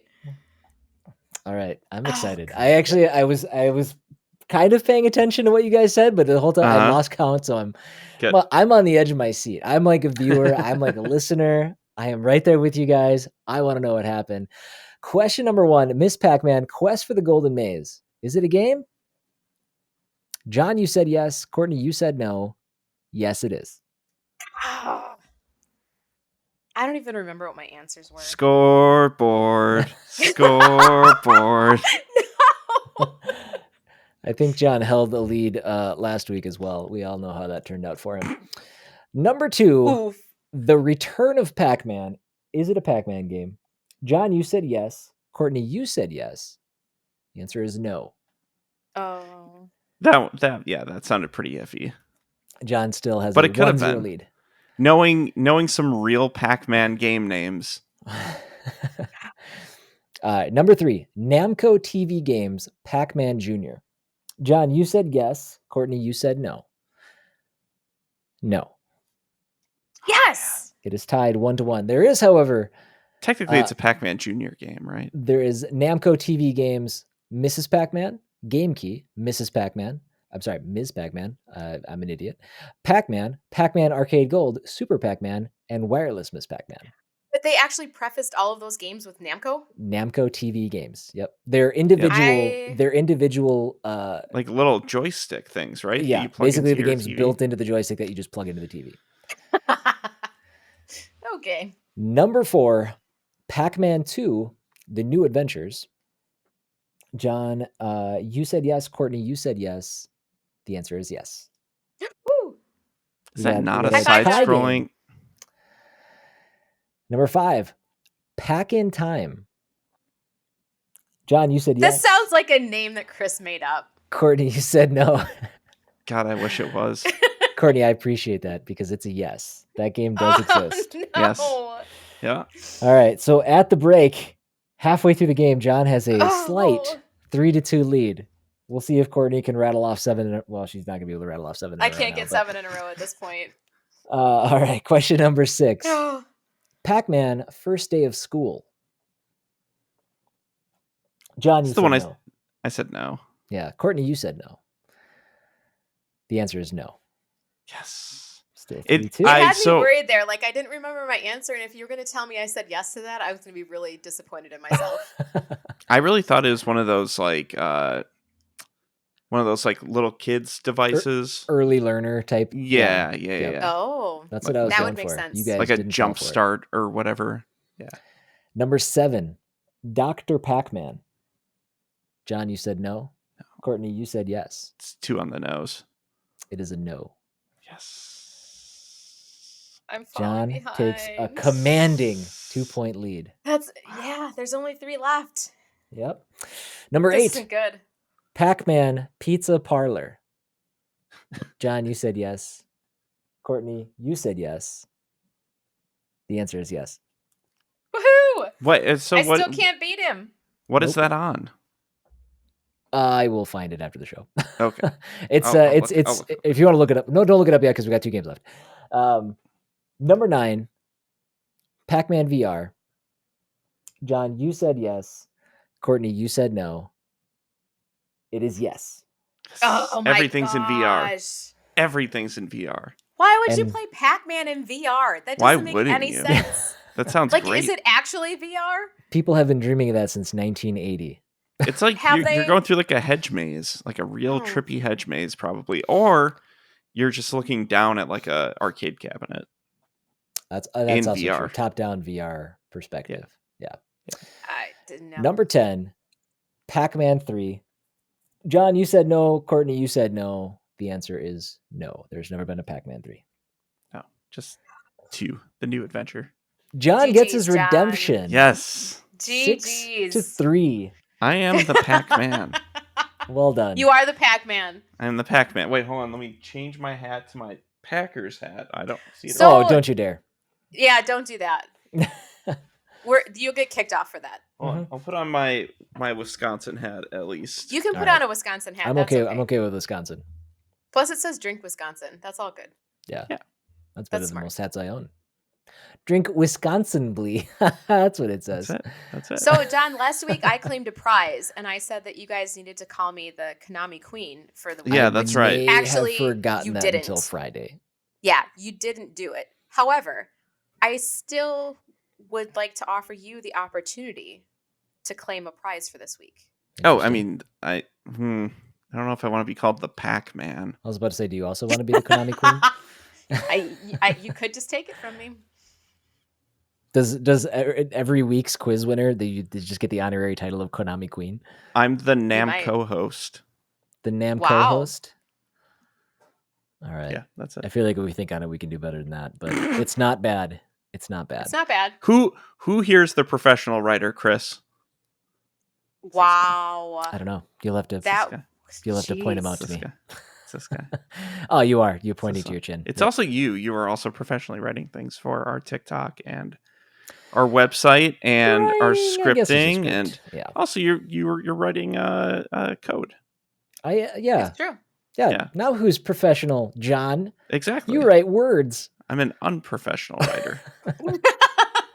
They pay you to do that, though, right?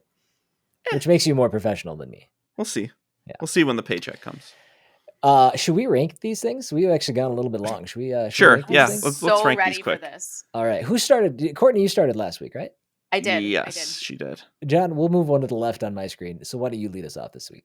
I don't know. I know I wasn't you sure were what going to that know. That's setup why I had to was. explain it. Yeah. So What is your number three this week. I'm gonna have to do this to my boy. Oh, I had to do it to him. Awesome Possum kicking Dr. Machino's butt is kicked all the way down to my number 3 spot this week. That game's not great. It has a really, really fun theme song and has some cool sound elements to it, but I would want to play it for like 10 minutes and then just drop it again, just for nostalgia's sake. I But think you could make it 10 minutes, huh? we'll see. We'll see how far I get into Claymates this week. There you go. And then that'll be my gauge. Gotcha. Yeah. Courtney, what's your number 3? My number 3 is Pac-Man because I know I don't have any interest in playing that game for more than 10 minutes. That's fair. Yeah, that is fair. You can't deny the influence, but I appreciate times the have influence. changed. I appreciate the history. I have never been a big Pac-Man person. fair. I can sit down and totally lose myself in a great number of games. Pac-Man is not one of them. Do you have an arcade game preference? Like that would be somebody's Pac-Man. Are you a Galaga I mean, if girl? you're gonna make me go play an arcade game, it would probably be Pac-Man, but I'm still not gonna play it for more than 10 minutes. It's fair. It's good. Yeah. I don't think I could make a quarter last that long on Pac-Man. Still to this day. My number 3 is going to be Awesome Possum kicks Dr. Machino's butt as well. To me, nothing about this game is impressive. How far the mighty have fallen. I am very fond of the idea of it being something as a catalyst to teach environmentalism and protecting. Let me tell you, as a child who grew up in the wake of Awesome Possum kicks Dr. Machino's butt, it was pretty lame then. Yeah. At least in its messaging. So you didn't leave that game thinking like, I want to take care of the planet. But it's up there with like there was like a toothbrushing game that I remember was pitched kind of the same way. It's toothbrushing. It was a. I wish I could remember what that is off the top of my head. But it's just it's up there with kind of a licensing gimmick that it just not enough thought went into the right places. If you're gonna position your interactive medium on something that most of your game is made up of sound bites of a talking possum, obviously the gameplay is going to suffer, and it looks almost nauseating to watch people play that with how bad the frame rate is. Not to mention it is a blatant ripoff of Sonic with literally button for button commands and responses. So we were more forgiving of that when we were 9. Yes, I suppose. Mm-hmm. But yeah, Awesome Possum Kicks Dr. Machino's Butt is my number 3. John, what's your number 2? My number 2 this week is probably gonna be Elebits. I think it's a cool idea, and it's a game that I actually missed out on when the Wii released. I had a Wii day one, but I was too busy with things like Twilight Princess, with Monkey Ball, with Dragon Ball Z Budokai Tenkaichi 3, I think, came out around that same time. Okay. Yeah, or 2. Either way.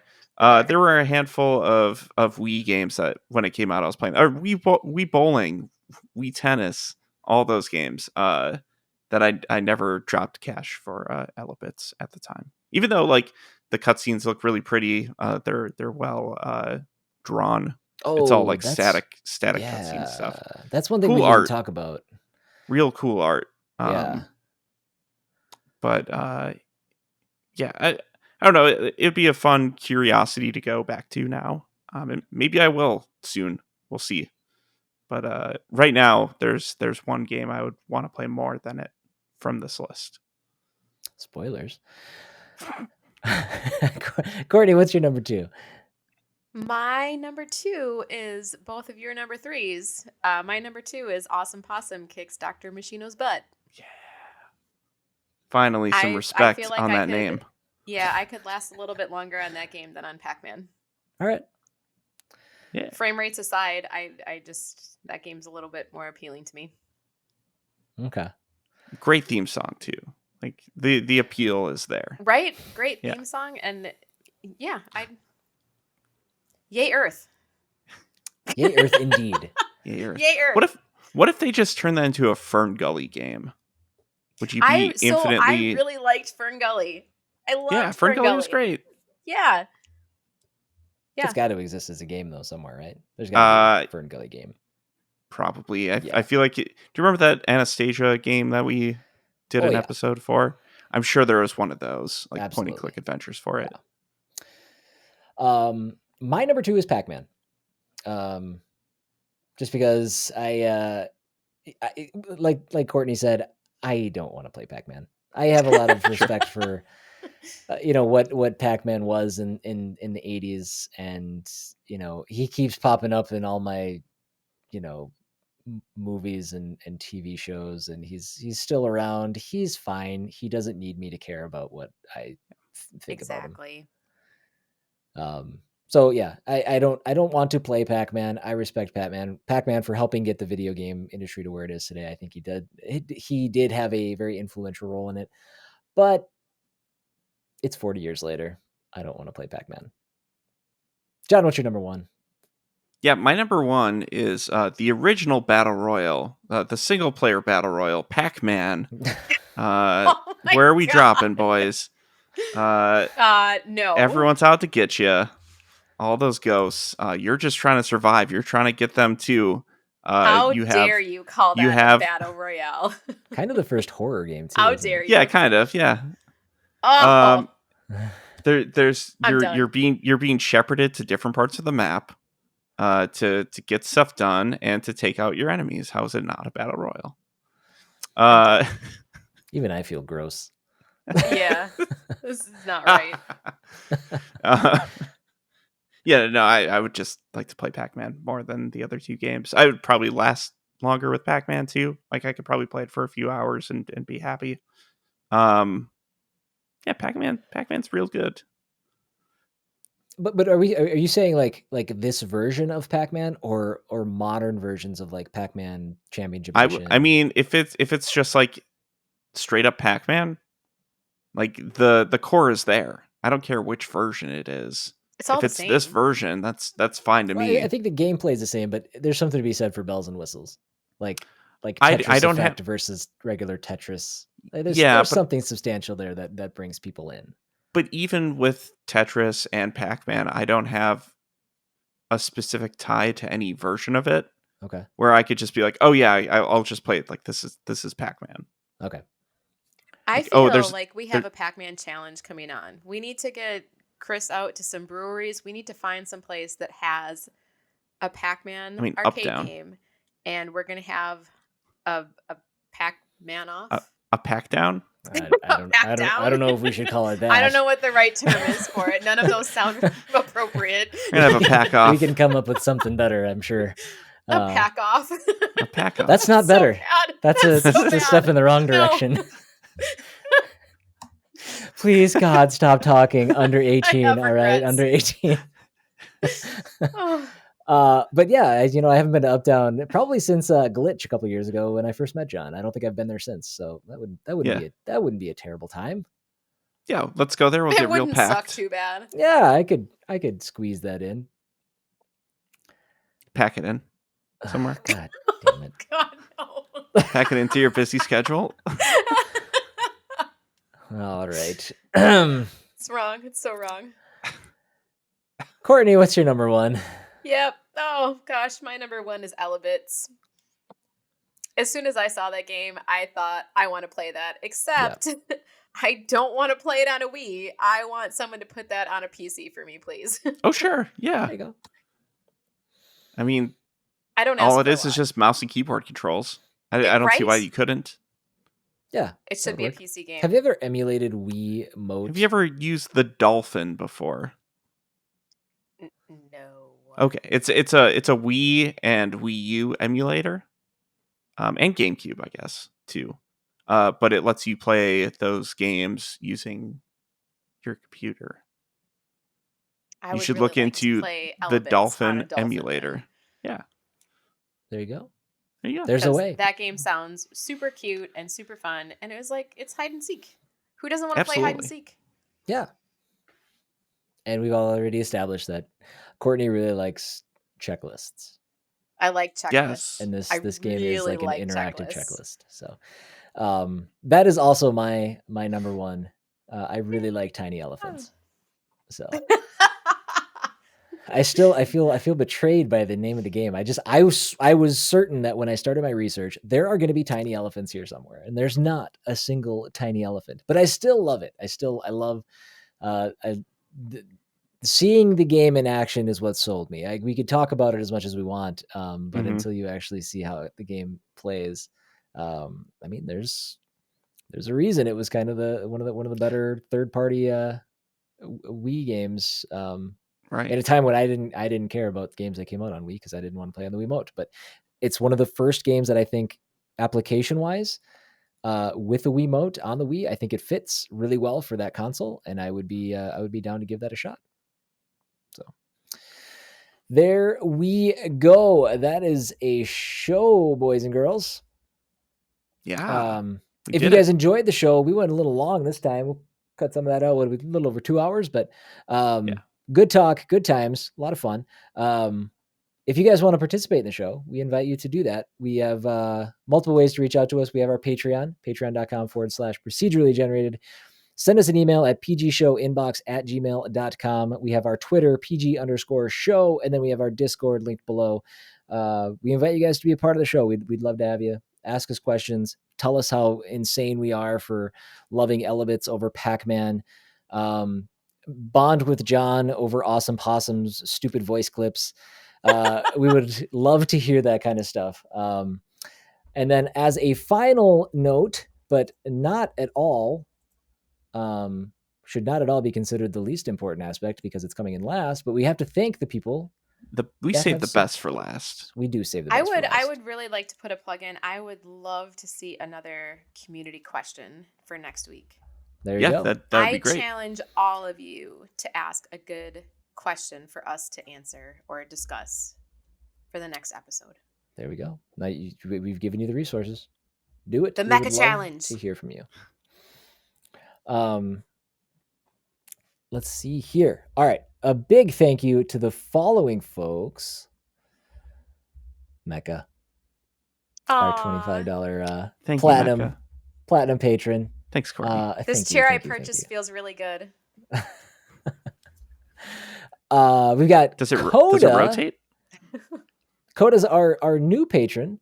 Just signed up this week, so thank you so much for jumping on there. He is a gold thanks, Coda. supporter. He's there with XChin, another gold supporter. We have our silver supporters: Cass, Katie, my wife, the Lone Wolf 2010, Tim G, and Tori Glumac. And our bronze supporters, Aussie Gamer 17, Brandon Johnson, Jason, John Carson, and John Jensen. What a bunch of handsome people. Splendiferous folk. Yeah. I like it. Again, thank you guys all for the support. We look forward to continuing to pump these episodes out for you. We have a lot of fun doing it. My last ask for you guys is if you enjoy the show, like I said earlier, please go leave us a positive review on whatever app you're listening to this on. We're also on Podchaser. Check us out there. I can't think of anything else that we really need to talk about. Cool. Yeah. All right. So it sounds like you covered everything, Chris. I did. All the miss places. a thing until I stop this and I'm like, oh, I should have. Oh, right. And then I'll be like, Blah, blah, no, blah. I'm not editing that in. Ah. It's okay. It's okay. Oh, wait, Well- we should do that just to make more work for you? Is that a thing? That is the first time we've covered the concept of editing something into the show. Yeah. Well, no, that's Yeah, not true because it you want this possum sound. Oh, I mean, yeah, I that te- I possum sound has to technically- go in. I technically put music in every week. You If do. you put Anyways. music in, you can put Yes. that possum thing in. I could. That's true. Maybe we'll run a community poll. Will the possum make it into the show by next week? We'll find out. Have a great week, guys. See ya. Bye.